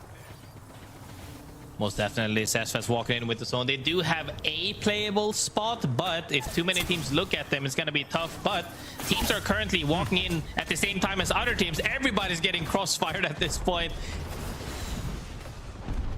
And it's just good to try to stay out of it, Grace. You're talking about the crossfire. Sometimes playing big is great, but if you're not positioned here with one of these teams already sitting in zone, you try to play as small as you can. It's really hard to take space because you might do 2 out of 3 fights well, but that 3rd fight's the one to get you. Backing up away. I'm not going to get knocked into the air. Kate says 200 damage. I'll take that. I'd rather live and waste one of my car magazines, excuse me, and not get hit up by that thing. So Source Gaming, we mentioned it earlier. They had a 2nd place before. Now they're sitting pretty well. Graceful towards the end of this game. Could this be the one that they finally get a win? They're fired up. I mean, they managed to hold out Team Liquid right there as well. Other teams are also converging on top of them, actually, on that hill, as Ninjas in Pyjamas is in the zone right now, but not really. They're going to have to fight for A side, and they're opting to see if they can get underneath there to potentially contest Source Gaming, who was underneath. It depends on how well they're at, how good they are at holding out their backs, because if they can hold out NIP and potentially Men of Culture, as we see as well, they're in a really great spot to make something happen. Several Axles alive in this game. 1 on Men of Culture, 1 on Purple Slushy. You got 1 on NIP. A lot of the rest of the lobby just opting into Valkyrie, Newcastle, Watson, Gibby being banned, and bringing these characters into that setup where that wall goes down, pylon goes behind it, and if you don't got one, you got the other. So hopefully that does enough to stall and make sure you can get the other one by the time people are done firing at you and pushing. But right here, NIP, this is a big statement. He does get knocked up, but he goes down as a result of that. It's kind of again, stuck between a rock and a hard place. You got to shoot that kickstart drone, but you also have to shoot the player. And the player just says, well, while you're dealing with one, I'll be the other problem. Tap strafe off the Nitro Gate, and it still results in a death. It just goes to show, movement is fancy, but it doesn't get the job done. You got to hit your bullets. Definitely, for sure. Even then, though, Source Gaming was doing really well right there, holding out their backs like we talked about earlier. Zest on the flip side of things is fighting for a spot right now as it comes down to a 3v3. It does seem like they come out on top as Purple Slushy gets taken out, but somebody else is immediately interrupting them. Elite NA from above is trying to join the fray. Yeah, this is good from Dig. Mastiff on hand, hits only 36. That is not what you want. It's not going to change the dynamic of this, but Elite go back up on height. They've got an interesting spot here, and I actually really like it, especially being able to play under 2. It's absolutely insane, Ray. Look where the zone is ending. It's ending pretty much right next to them. There is a team underneath them that is also in a good spot, but if they can hold this until the teams up height have to drop down low, it's going to be absolutely crazy. I mean, there's no altar. What do you do here? I feel like an Axel kickstart could be interesting, but they have so much time to react to it. But if, let's say you get lucky, you knock somebody up into the air, you finish it off, it's a 2v3, you could maybe climb as 3 and try to fight that. You know, you have a Newcastle who could slam down if you want to get really, really aggressive. Valkyrie could land Missile Swarm into a land on that spot, but you risk getting shot at before you even make it. Let's see what they try here. Flat, are they going to go for it? No, just scouting. Go on this lower side, playing this rock. They have a little bit of vision away from Elite, but Elite trying to answer right back, saying, all right, teams are trying to get near us. Done a good job of slowing them down so far. No one exactly challenging where we are. As long as they don't overextend and make sure to stay healthy, get that wall up right there, ready to stabilize, as AG is trying to fight for the other side, but they couldn't. Elite is in a prime real estate right now to close off this game. So tough for all these other teams to deal with it. Elite, they're playing it smart. We've talked to Dig, and there it is. Oh, there it is. The missile swarm into the land. Imperial Howl falls down, but he's on the Valkyrie, and Gildersons does the rest. This is going to be Elite falling, if anything, down in the lobby, but certainly off this rock. Falcons have usurped the kings of this end zone, and my, oh my, leave it to Imperial Howl to say, nope, that's mine. If anyone can see a winning condition, it is HAL, who's won several titles at that moment. They got the absolute height right now, as all the teams are forced to fight on the down below. Team Falcons looking very likely to close out this game. My goodness. Well, one way to do it is to earn it. The other way to do it is to let another team earn it, then take it from them. Imperial Howl and Falcons, top three here. You gotta say this has to go their way, but the job's not done. 32 points. They have climbed up the leaderboard. They were sitting, I think, close to the back half of this lobby, and now currently are ninth, looking for a major win. They'll find Q0 on flat, although he'll stay alive for just a moment, and it's just gonna be Nano to clean up on this side. They'll have to deal with the rest, and it will be up to Waltzy to come out and pull off a miracle behind this knockdown shield. He doesn't hit it, and it's HBM who claimed first place. HBM is on this side that's in the longest, as I believe also Falcons fell down a little bit too far for their comfort. Their first win of the split right now. Very happy with match 5 win for them. HBM's first win, humongous shout out to them as they come out on top. You know, was it unfortunate that Team Falcons perhaps slid down a little bit too far? HBM fought for everything and took that home and closed that out, not only for this series, but for the entire split. And that's a huge win for them. And a huge congratulations to all of those players. I mean, the fact that it's their first win of this split, but also of their career in Pro League.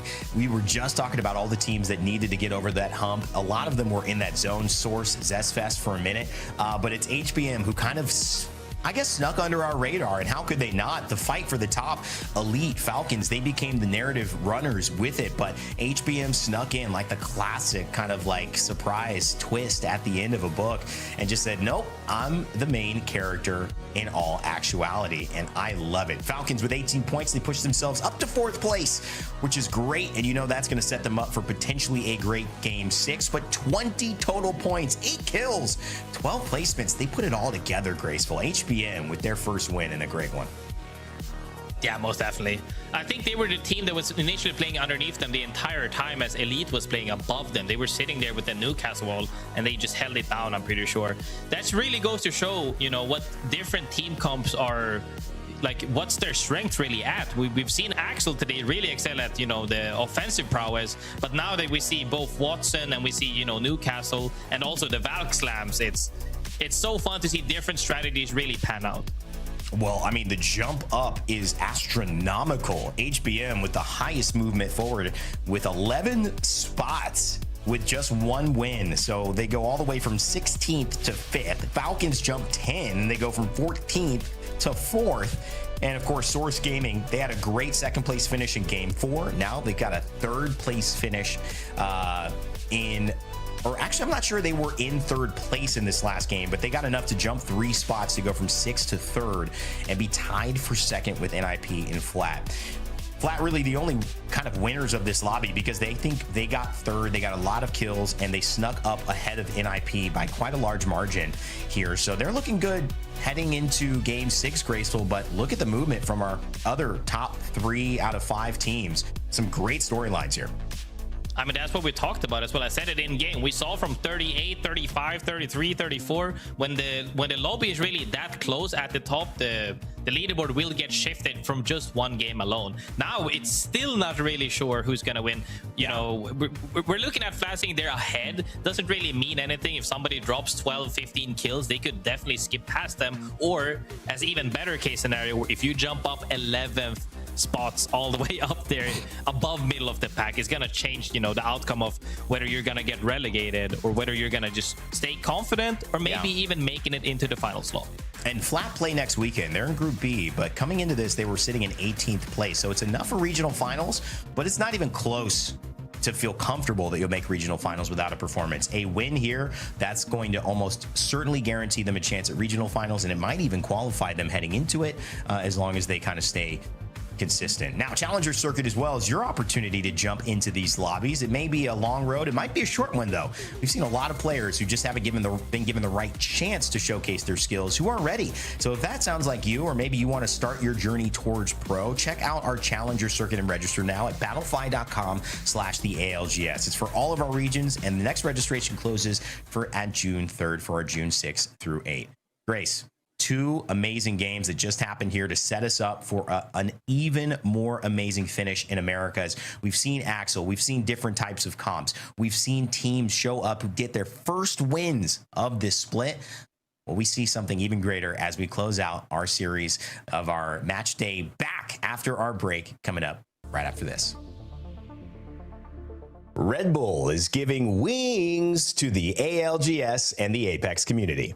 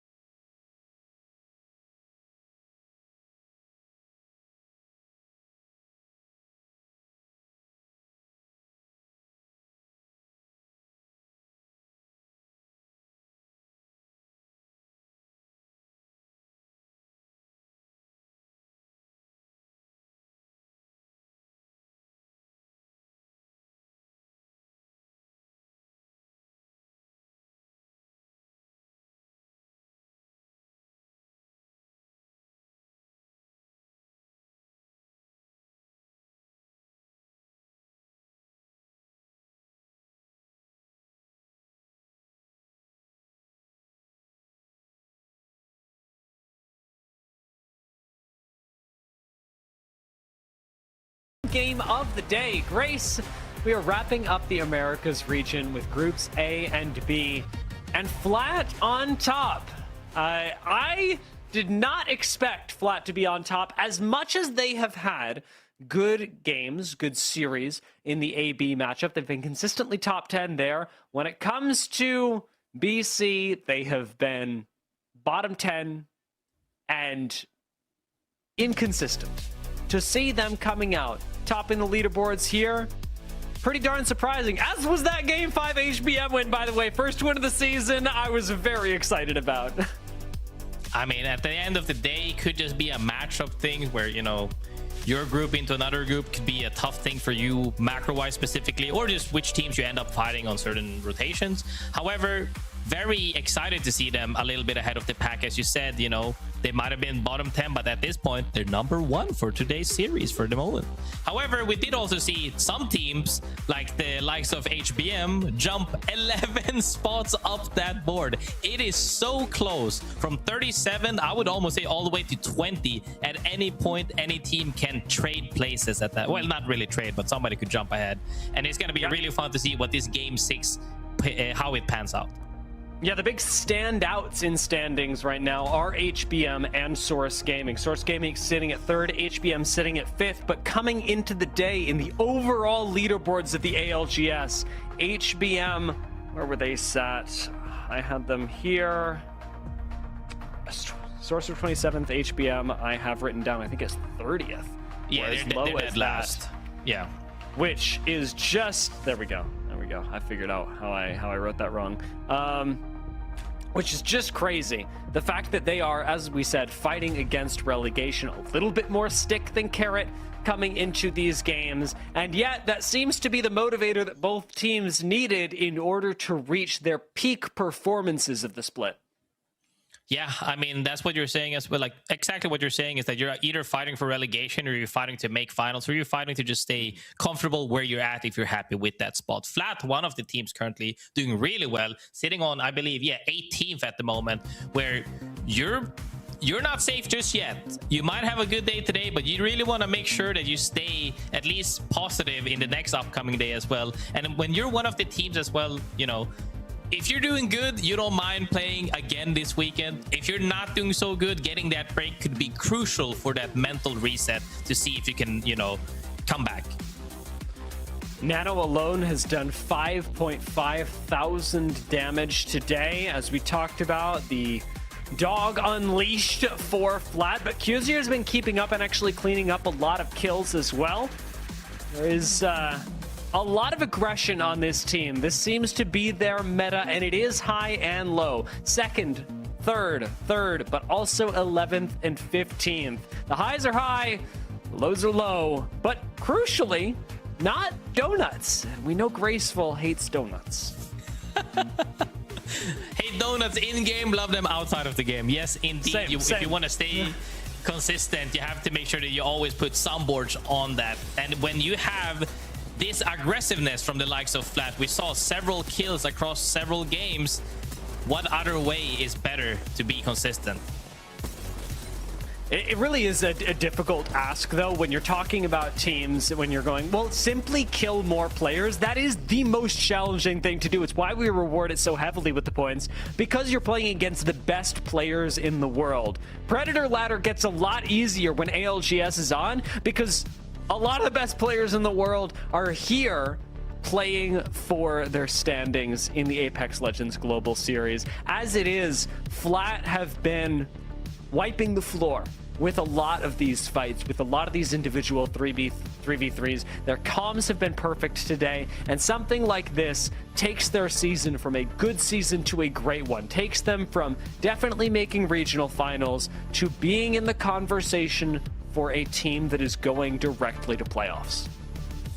I mean, overall position as well, they went from 18th to potentially 6th, depending on, you know, when we're talking about how much the leaderboard actually ends up moving is huge. You know, that's the type of thing when we're talking about that you have to try to hold your spot for as long as you can, because at the end of the day, you don't really want to leave it up to other teams' hands. You want to make sure that you did everything you could in your power before it potentially falls down to somebody else's place.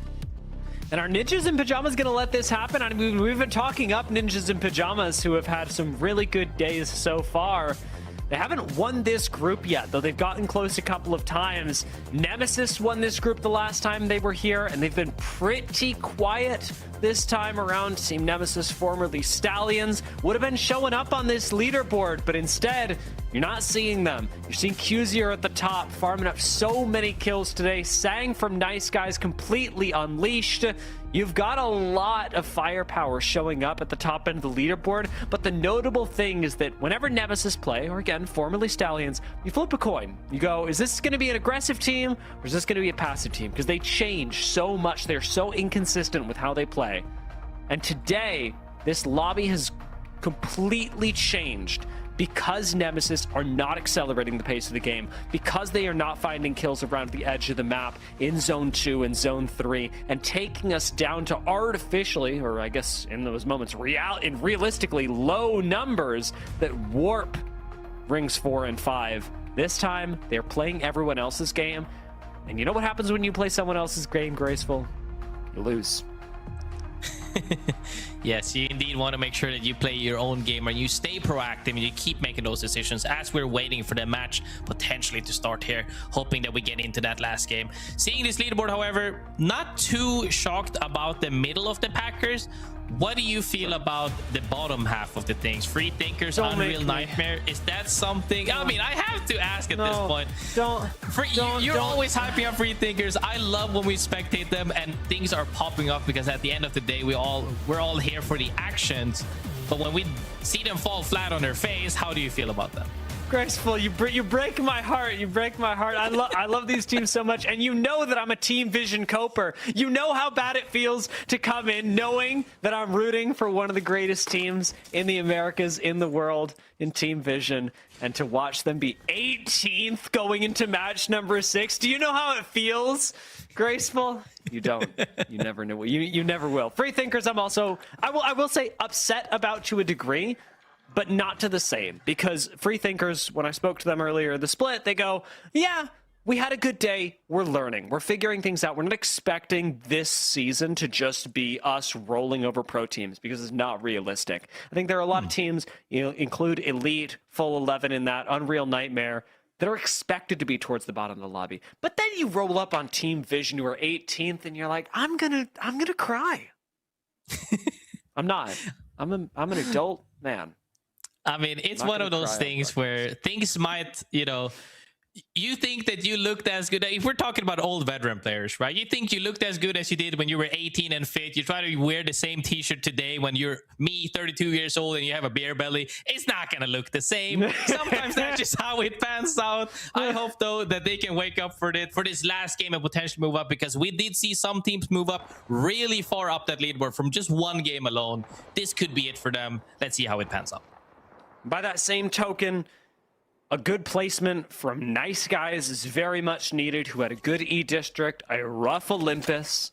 Their positions have not been the same, and currently sitting at 10th is not the position that you want overall to be pushing you towards a LAN and regional finals conversation. The Free Thinkers, thinking oh so very freely, some might even say too freely, have given us our second mirage of the day. The Horde in EMEA, Free Thinkers in the Americas, and they've got Bangalore alongside it. I cannot think of a composition that I would want to fight against less. Indeed. One thing though, Zone is actually pulling towards Oasis, maybe even northern side, a little bit more towards Carrier if it ends up pulling out in the open. Everybody else should be very happy about this, because they're sitting in Oasis right now. Full 11. Sentinels is moving in right now. We saw a little bit of Zest Fest, a little bit more towards Carrier. All these teams are setting up places, because right now, when you have Newcastle, you can play everywhere. Sentinels certainly feeling that confidence right now. I thought Newcastle was done for when we introduced the Hemlock Breach charge, but Newcastle's been just fine. I guess they just put Gibby with him and went, that'll do me. I say they will be fine as a Sheila just tears down their walls and they're forced to move a little bit. They're sitting happily here for the moment, at least, as when you have Caustic Newcastle or any iteration of Newcastle, I would say you definitely feel comfortable. Valkyl comes out and Spurtsy, as we talked about a little bit, gets absolutely demolished, because if you do a Valkyl in just the open, you're gonna get punished immediately. As Team Vision, one of the teams that my friend Dia is cheering really dearly for, is getting a couple of KP. Yeah, they are! Okay, that's all I'm gonna hold on for now. We'll see how far they get. Perfections in the sights of Carter. Yeah, they are! HPM go down. First squad eliminated. My bad, HPM. My bad. Oh my god, it's such a blast to see that's changed right there. But something that's not a blast right now comes down to Psych. Team Liquid takes down. It comes out to Knock, one of the people we've been talking about. Double trades on both sides, and no, actually a 3P comes in. Team Liquid get taken out. The Nice Guys may be up next if Source can finish these kills, but Sang is out of there. And with 3 kills going their way, Nice Guys off a reset would be in a fantastic spot. But that is if they can reset. As over by Carrier, it is far from certain that they will. Free Thinkers picking up 2 kills, though, in exactly the style that I hoped they would. I was wondering how Free Thinkers would do today, because Tridents were such a big part of their gameplay. that, you know, maybe we come into today and they're just not doing well. They haven't done great, but you start a game 6 like this, anything is possible. I definitely feel that the lack of tridents affects some teams, but I would definitely say that people might overestimate how much it impacts the game, because when you have this like hyper aggression regardless, outside of having macro changes, but when everybody's just picking fights regardless of where people are positioned, does it really change that much right now? I think some teams have benefited of there not being tridents because of now their macro is not going to get impacted, especially if they're fast rotating teams like we saw a lot more in the region of EMEA. But in Americas, I don't think too many teams are too bothered about it. Yeah, I think that Free Thinkers are one of the teams that I personally would say are much more impacted by it. The majority of teams, I would agree with you. Free Thinkers, they feel like one of those squads that have been abusing it for such a long time. But speaking of teams that have been perhaps abusing the new meta, Flat, by far and away on top of this lobby, are the team that I'm most curious about. Let's take a listen in with them to see how they're approaching this particular final game. Right here. Yeah, you can. Hey, should I live or no? They're leaving. They're leaving. Yeah, they're already over here. His teammate might be behind. I only saw 2. Nah, I don't see anybody. I'm at UAV. Okay. We're fine. It's Fight Night. Come here. Pull up. What height? Oh, frick. Come here. Go for console points, and we just set up here for now, and then back all late. I like that. Yeah. I'm gonna go time instantly. Yep. There's a care pack right here, or a replicator. I'll grab points. Where shall I face it? Towards these guys? Oh. Probably towards the inside. We need to go to the inside. I might just go inside and summon in there. Yeah. You know, it's a surprisingly calm game plan, but what really surprised me, Graceful, was hitting us with a shell on the 8. Where shall I place it? You do not get that every day, and nor do you get a Free Thinkers fight. That's why I love ALGS days. They do go down, unfortunately. Free Thinkers always loving to accelerate the pace of the lobby, but it is the men of culture that do it to them, and men of culture desperately need the points. Most definitely needs the point right there. It's currently sitting on the 13th, I believe we saw in the corner. That's, you know, there's still so many teams alive to where they can still pick up plenty of points to climb up that leaderboard. One of the teams desperately needing it is Unreal Nightmare, as we see on our screen right now. Triple blue armor as they're getting chased by Team Vision. We're seeing a lot of Team Vision in this game. Is this gonna... Has the tide been shifted? I don't know. Don't get too ahead of yourself, Grace. So don't get too ahead of me. It's going to be too much for my little heart. Nice guys have found a respawn here, which is actually big. Remember, their fight against Liquid earlier went pretty disastrously. So the fact that they've got a respawn gives them another chance in this game. And Nice guys, again, are one of those teams that's sitting at 10th right now. Need a whole lot more points to be in a convincing spot when it comes to the later part of the season. Vision find a super beam as Lord of the Rings takes this fight on and opens it up for the squad, but they need to find a finish.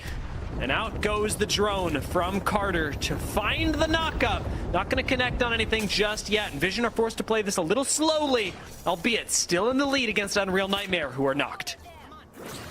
AGG looking to walk up through those staircases, see if they can get anything. Claw at their feet, but doesn't get anything. Team Vision gets that opener with Lord of the Rings with a huge beam like we saw. Couldn't close things out properly though.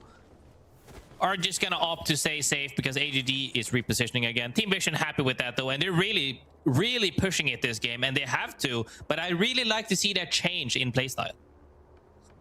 Finishing off the kill onto Rails, who will have to be reset. Vision own Dockyard right now, but know that AG are underneath them. It's this small corner of zone that'll be awkward to get away from, especially on the high ground, since you're not really having the opportunity as Team Vision to get away from AG unless they move first. Going to be kind of a standoff in that area. Over in Fight Night, Flat are still chilling. I mean, I can't wait to see what Flat is going to do with this Valkyrie. They talked about their plan earlier during the listening. As we said, they said, we're going to get the ring console. We're going to Valk ult late. In about 60 seconds, we're going to see how they make this happen. Are they going to fall flat on their face? Or are they going to flatline a team by landing on them with that Valk missiles? We'll have to see, as they're getting poked right now by the team in carrier. Source Gaming is chilling for the moment, though. What is going on with you today, Graceful? You are finding poetry in Apex Legends. Flat are going to get that scan you talked about right now. And with that information, we will see what they do. As we know, Zone is going to be pulling us dead center of Oasis, giving you a whole lot of information, perhaps not an easy way to reposition. Zach getting a knock on Cody. He's like, they've been popping off this game. I really like this. Sure, he might have gotten poked for the moment, but they're looking to see how much they can get away with. And currently, they're getting so much value because look at that resource amount. They got so many bats, so much ammo, fully stacked, triple purple. If anybody's ready to take any 3v3s, it's them. Can he catch this person in the open? That's bad. That is not good. Finding a near knock on AG cannot be allowed because it'll certainly take them out. As it is, Vision have done enough damage that they feel comfortable moving on forward and mirroring AG's rotate. These two teams still in the corner against each other and still certain to fight Graceful. One cannot live with the other. That is a huge nade out of Carter. That goes the drone. Team Vision surely are sending on this now with the gate. Zach Mazer finds an angle, plays the fence, finds a smoke as well. And Zach drifted on him in the smoke, should be able to take this team out of the lobby. AG is going to swing on him. Team Vision a little bit hesitant about pushing up on this, but with the first knock on Jaguares coming in again, surely they finish off AGG now. I was about to scream, where's my team? Because I know if I was Zach right there, I'm screaming, you gotta aim, but Team Vision is getting cleaned up potentially by Falcons walking out. It's only Hal for the moment. That's not good. So they're not really, they might be able to get this reset. Yeah, Hal's got to go all the way back. Whew. I can't believe they're able to get that reset. I'm feeling the same way. I'm like, oh my god, we have a knock. Surely we just kill this team. And surely, finally, Team Vision do. They reset now. They've got this corner to play with, a wall in the next zone. But the big focus here has to be Purple Slushy if you're Team Vision. Looking at that as the biggest threat left in the lobby. Whereas out here, we've got other problems. Elite and Unreal Nightmare having to take each other out before moving on further. And Unreal Nightmare are going to take matters into their own hands. Davis tanking up a lot of caustic gas, but still ultimately staying up and finding the kill. Davis, nice wing with the RE45er, gets that down after their initial damage. However, Davis also goes down to gas barrel in that corner right there. They should be able to reset properly here. Have to move in about 30 seconds, so Elite is going to come down to a 3v3 between Elite and Unreal. Huntsman getting one clipped first. Not the opener you want, but it can be resolved. Davis still going to tank up a lot of gas, though, and it makes this room impossible to play for them. Elite finished the kill, and now it's a 2v3 with Elite at full HP. Ready to take on Unreal Nightmare, but more importantly, ready to move. 5 seconds left on this zone close, and Elite have got to give up the fight. Unreal Nightmare can be dealt with later, but the zone is coming for you. Kaden has had huge value with the caustic barrels right there. So they're getting dropped by Dig right now. Dark gets the first one mag, Dig gets the second. Cleans them up with the long boy as well. Huge fight from Elite, really well played. Also, like to see that change with the Hemi to remove the gas. That was kind of nice. Yeah, smart heads up play. Knowing how to deal with the caustic at these short ranges. Men of Culture will fall. Ninjas in Pyjamas starting to make their way into zone. Up next to Source Gaming as the Thuggets go down. 12 squads left as round 4 closes. Ninjas in Pyjamas and Source Gaming. One of the teams we talked about earlier was Flat, and they made their way straight into a god spot. However, NIP needing to fight for something, never shied away from it as they get the first down right here and immediately gets the wipe actually on Source Game. We'll see how much movement we get in this final zone. Axel making it all the way into game 6 with Source Gaming out. We've got very few teams left that can really change their fate in this lobby. Vision, one of them. Ninjas in Pyjamas wanting to finally find their win in AVB. Zest Fest are out. 10 squads left. Half the lobby gone. Half the lobby gone indeed. Next zone is moving in 4 to 5 seconds. Flat sitting comfortably where the next zone is essentially ending in God spot. NIP needs to make a play here, and they're opting to make a play on Elite with that Axel ultimate. I think they've got it. Vayne, Hemlock. I'd say a lot more than a dream. A whole health bar that was never really touched. Full 11, leave us as well. An unfortunate end for them as they were trying some new stuff in this new season and didn't quite go their way. Falcons could find themselves a win here as well. It'd be a big one for them. Just haven't quite gotten one today, and Nemesis will not. Falcons been sitting at this spot for quite a while. Even though Hal tried to look for a cleanup on Team Vision earlier, they managed to get that full reset, able to play something in the next zone. However, Team Vision to the east of them is purple Slushies. They're gonna have to fight for something at some point, as Sentinels is already set up for the moment. They're not quieting as they have to clear out their backs before that, as Deeds is walking up on them. Infinite ammo L-Star, but with a Newcastle wall in your face. We're playing on hard mode, but Deeds is playing it more difficult. Fun FPS now gets to swap out, has got the caustic barrels laid out as well. Sentinels are playing one hell of a defense and should be able to find this win. Dupe, 1 HP with a few shields on him, has fun, questioning whether he should send it over this wall or not, but Sentinels don't need to get aggressive. They've won the fight. Check it out. Purple Slushy have just gone down. Ninjas in Pyjamas move up past them to find the win, and Sentinels finally commit to finishing the fight that they started. HUSS with just 1 member left. Managed to clean out their backs for sure. Sentinels feels good about that. However, NIP, as we saw earlier, Wipe Elite is now getting wiped, but no other team than Team Vision. Team Vision alone on the low ground. Nobody has looked at them. NIP took out their competition and got taken out by Team Vision. Are we seeing the Team Vision come back from the bottom of the leaderboard? They're already about the halfway point, but if they win this game, Grace, it would save match day 7 for them. Top 4 moment. Team Vision in a spot to force every other team into one another, as Falcons has opted to rotate more north towards Sentinels and Flat. Team Vision essentially owns more than 50% of the zone currently, as it's trying to deny space from other teams and force them to fight each other instead. If Team Vision can hold that spot where Lord of the Rings is actually standing on that wall, make sure nobody rotates on the western side of things, they could close out this game, and this could move them up the leaderboard. On the other hand, Flat dominating the lobby so far. They could find their first win. They've been on top without a win. Imagine what a win would do for them. Put them so many points above the rest of the lobby, would put an emphatic end on this match day. Sentinels, the world champions, could grab themselves a double win on the day. And right now, they're at least looking for one up against Flat. But this angle's so dangerous. We did see Ninjas in Pyjamas get swung by Team Vision earlier. As long as you make sure that you're looking at the directions where people could be peeking right now. Falcons is actually the first team that has to move, and as they're moving right now in the open into Flat, Vision is trying to poke them from the side.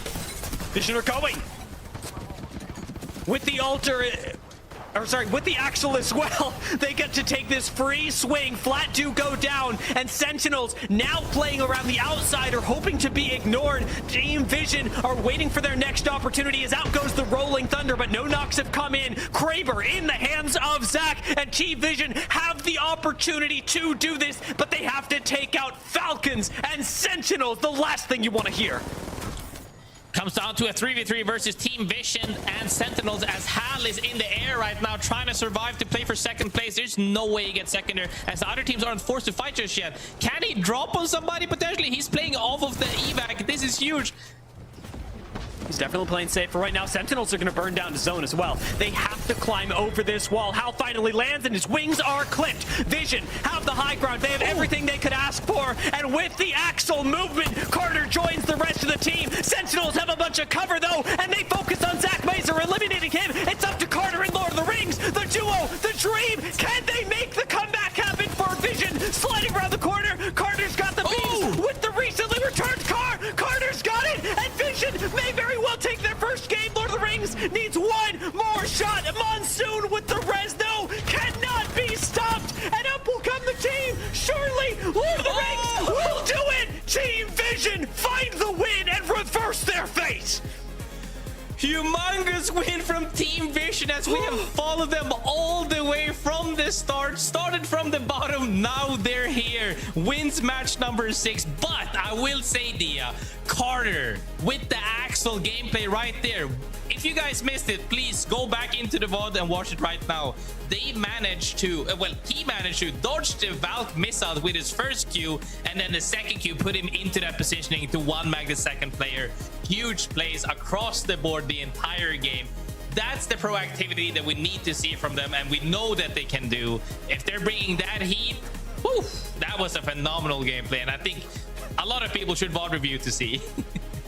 That was crazy. That was crazy. I can't. They were so aggressive. They had the comp to be aggressive, and also they had to face off against stylistically their worst matchup. You come out, you have 2 Newcastle walls for Sentinels. You've got a Caustic throwing barrels at you. No better way to showcase what Team Vision are capable of, but also what Axel is capable of in these end zones. Like you talk about, insane movement made it really difficult for Sentinels to decide what side of that fight they were able to access. They commit onto Zach, but instantly Carter's able to shift from one side of the fight to being all over them, to playing the swing with Lauder and making the fight work back in their favor. I will be honest with you, that Newcastle res had me sweating. It was giving me flashbacks to Sapporo year 4, but we made it. It wasn't the endless Newcastle reses of invincibility. Man, what a phenomenal final game. I just cannot say enough. Graceful, you pointed out the benefit of Axel being showcased there really well by Carter, but the clutch factor being shown by Carter as well. Yes, he got into the position to get that one clip, but to actually do it, you know, against the caliber of players, Blinkster, Monsoon, and Fun, you know, all great individual players as well. And then just to outlast, to outwit, to survive, man. What a moment. And Flat, yes, they are our winners on the day. We maybe didn't talk about them enough, but it's because we have these crazy stories of Team Vision jumping up from where they were in the lobby to 5th place, guys. They have 15 points that they just earned on this day. I think starting off, they were in 12th. And they would have earned 8. They just added 7 points to their overall total, which is 8. You can see the difference in 5th and 12th. That's massive just from that one game, Dia. Yeah, that was exactly what they, and more importantly, what I needed. looking at their score coming into this final game. I was nervous, especially for a team that had been performing so well this split, going, is this new meta just not for them? And there are still a lot of questions to answer about that, but fortunately, it doesn't cost them a good match day. Still able to make top 5. As it is, very important for Team Vision, who hold on to the dream of moving into playoffs and actually performing quite well at them. Given this day of play, though, if we ended now, Grace, these would be our standings. Yeah, I mean, you know, at the end of the day, it's not over until it's over. Group A plays one more time this weekend as the other teams get to take a little break.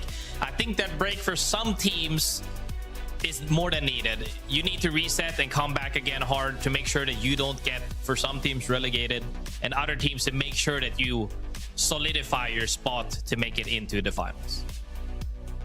Yeah, it almost feels like that too. Those 7 points, often that's the difference that you're kind of stressing. Like a team that could really like turn it on in a game, and you're sitting there watching, and it's 5 points. It's, oh, if they win this, they get 6 more points. It's close. I feel like that buffer from today, guys, is just set up Vision to feel pretty comfortable, even in regional finals. Have just performed decent, and you should be making it to LAN.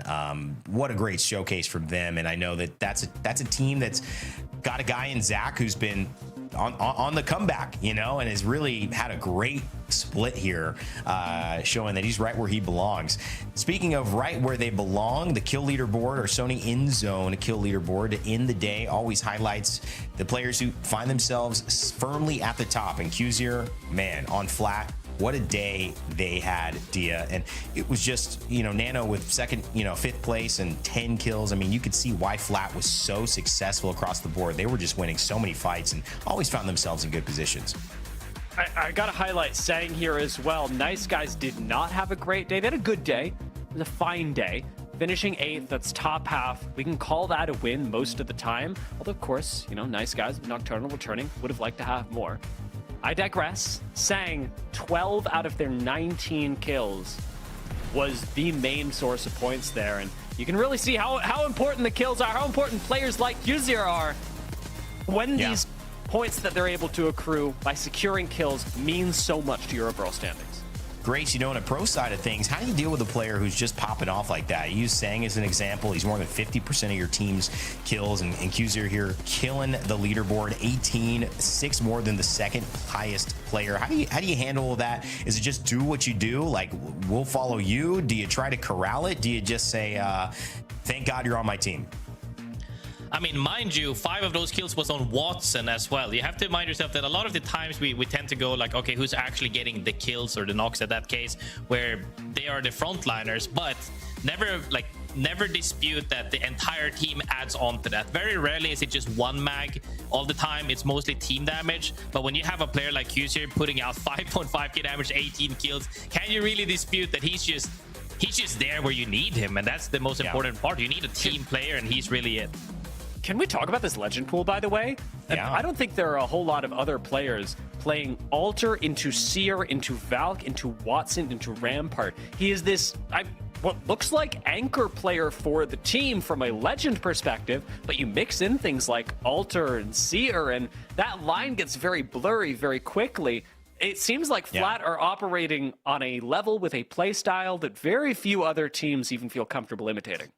Well, I'd love to take a look at them because they're a team that has been the dominant force in the narrative today. We've talked about so many stories, but it's time we give really some more due diligence to our #1 team coming out of Group A and B in this match day 7 and talk to a member from Flat who are our winners here. And we've got Nano who's going to be joining us for an interview. And Nano, welcome. Congratulations on an amazing day. You guys, you know, were clear out in front and you kept it that way and with an ultimate win under your belts. How you feeling? Thank you. I feel great. You know, I just thank God for, you know, giving us this win. But yeah, I feel great. It was a do or die situation for us. You know, where we were at the standings, so we knew we needed a dub. Yeah, I mean, by do, a W in the way that you got it as well was really convincing. Even coming into the last game, it would have been really difficult for a team to unseat you. But as we were just talking about before we got you, your legend compositions, the way you like to play, it's a little bit unorthodox. You guys are sharing a lot of responsibilities. How do you figure out who's doing what on the game day in any specific game when it's shifting so much, when your compositions are changing? Yeah, funny you say that because literally last night I stayed awake for 2 hours just thinking about what we're going to run. I wanted to think about something that was a little different from the meta. But yeah, we're all very flexible on our character picks, so we can flex around pretty comfortably. So well, hold on. What you say you stayed up and you thought about this. What were you going for, and where did you end up? Like where did this mind journey take you? Well, I've seen a lot of people playing Maggie in scrims, and I felt like that was more of a pick where people are doing it to counter Gibraltar and Newcastle. And I was like, we don't really need to run that if there's not going to be any Gibbies or Newcastles. So I wanted to see what we can use to, you know, help us instead of Maggie. I mean, it's been super fun seeing you guys play as well, and today was so consistent from you guys. Do you feel that this new season, essentially, and the new way the meta has been played more aggressively than before? You said about Gibby, but he didn't get banned until very late. So the aggressive meta, especially in your region, America region, do you feel that it has benefited you? Because it's not just you guys popped off one game; you were consistent throughout the whole series. Yes. Well, the thing is, I feel like in the beginning, it is an aggressive play style. So our whole game plan was to play aggressive in the beginning, 2 matches, 2-3 matches.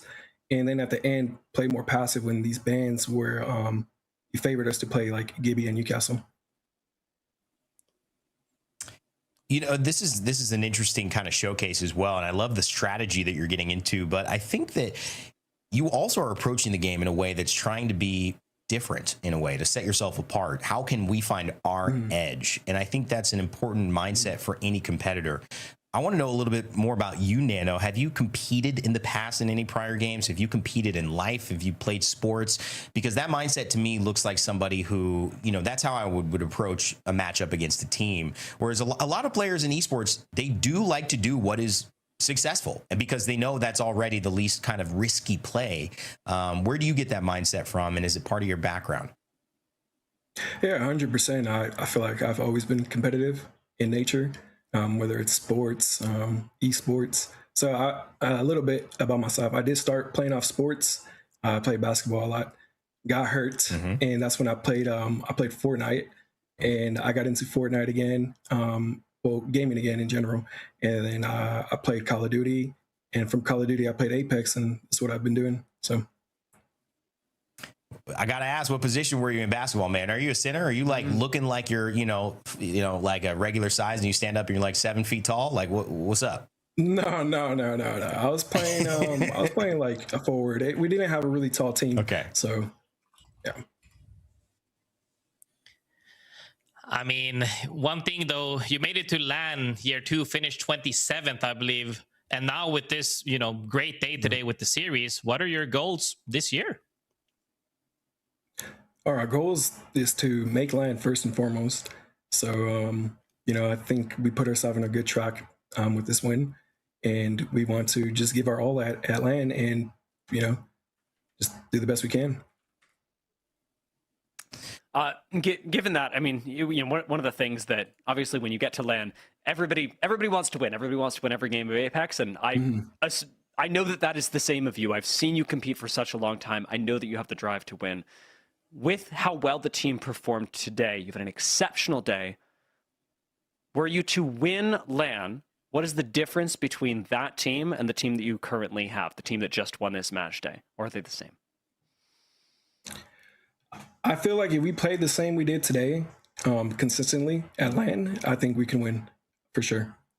Okay. Yeah. For me, it's just all about consistency.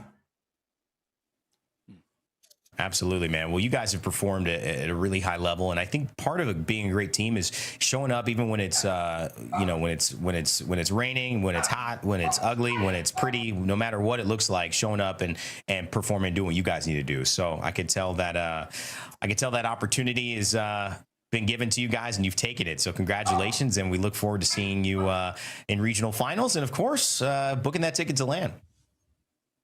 Awesome, thank you guys. All right, Nano. Well, a great showcase from Flat D. I like that question a lot because I think it's important. It's the type of question a coach should ask, an analyst should ask. What is the difference? What do you think about his answer saying, you know, it really is just consistency. If we play like this, we can win. It's good. I mean, if you're genuinely asking me, I think it's a bit PR safe. But I do ask a lot of our players that, you know, like what is the difference between the team now and the team winning? And everybody wants to have the winning team, and I do think he's right. If the team plays well and aggressively, he's not wrong. Like, it's just it's a bit PR safe, and maybe I'll talk to him a little, see if I can get the real answer of what he's working on. I just thought it was interesting because, you know, he's obviously being able to see if he feels like this team is good enough. And I didn't know if you thought it was. They were good, but, you know, I think we would say if a 90-point performance, that might be the one where we go, yeah, that team can win LAN. They were good today, but he's right. Can they put it together? I don't know. That's a good question. I'm glad you asked that. Grace, kind of rounding out today as well as we wrap up Americas, what were your thought on Flat taking the win? And obviously some great moments from Vision. Falcons jumped in at the end as well. Source Gaming was super consistent on the back half, and Dio's loving that. And HBM getting their first win of their entire pro split. What's your highlight for today? I think the biggest thing I'll have to take away from all this, including the EMEA region and that conversation with Tenetic, is that you have to play what your heart desires. And when you play your own way and you make that and you manifest it, like Team Vision manifested that last game, like Nano did as well right there, when they're playing, we're brainstorming our thing. What's the meta? No, we're doing our thing. If everybody keeps doing that, and we've seen it in different shapes and forms, it always tends to work well, favorably for them. So I hope that every team out there, if anything there's to take away from this, is that try things out, but go your own way. I love it, man. Well, you guys have had a phenomenal day. It's always a pleasure working with you both, and today has been no exception. Thank you so much for your time and your effort and your immense contribution to the Apex Legends Global Series and community. We hope to see you soon. I know you're off for the rest of this weekend, so enjoy it, and hopefully sit back, relax with some of those snacks you mentioned people should go get, Graceful, for tomorrow's games. All right, ladies and gentlemen, that'll do it for today. And as I said, tomorrow we are jumping right back at it. And I'll be there alongside a brand new crew, bringing Bravo and Tiff into the mix for what will be a star-studded lineup again of teams ready to battle it out. Group A finishes off their last day in Pro League for this split until regional finals. It is a big one. So Sentinels, Team Nemesis, Team Vision, which you just saw, NIP, Team Liquid, Freethinkers, Elite Esports, as well as Source Gaming, all going to be back on it tomorrow. So do not miss it, and we will see you then. For everybody here at the Play Apex Esports community, remember to follow us on socials to know when we're going live, catch cool interviews like that, and the highlights from each day. My name's been Rain Day from all the production crew, EA, and everybody at Apex. We appreciate you. We love you guys. We'll see you tomorrow, hopefully. Remember to never give up, never stop gaming, and we'll see you then.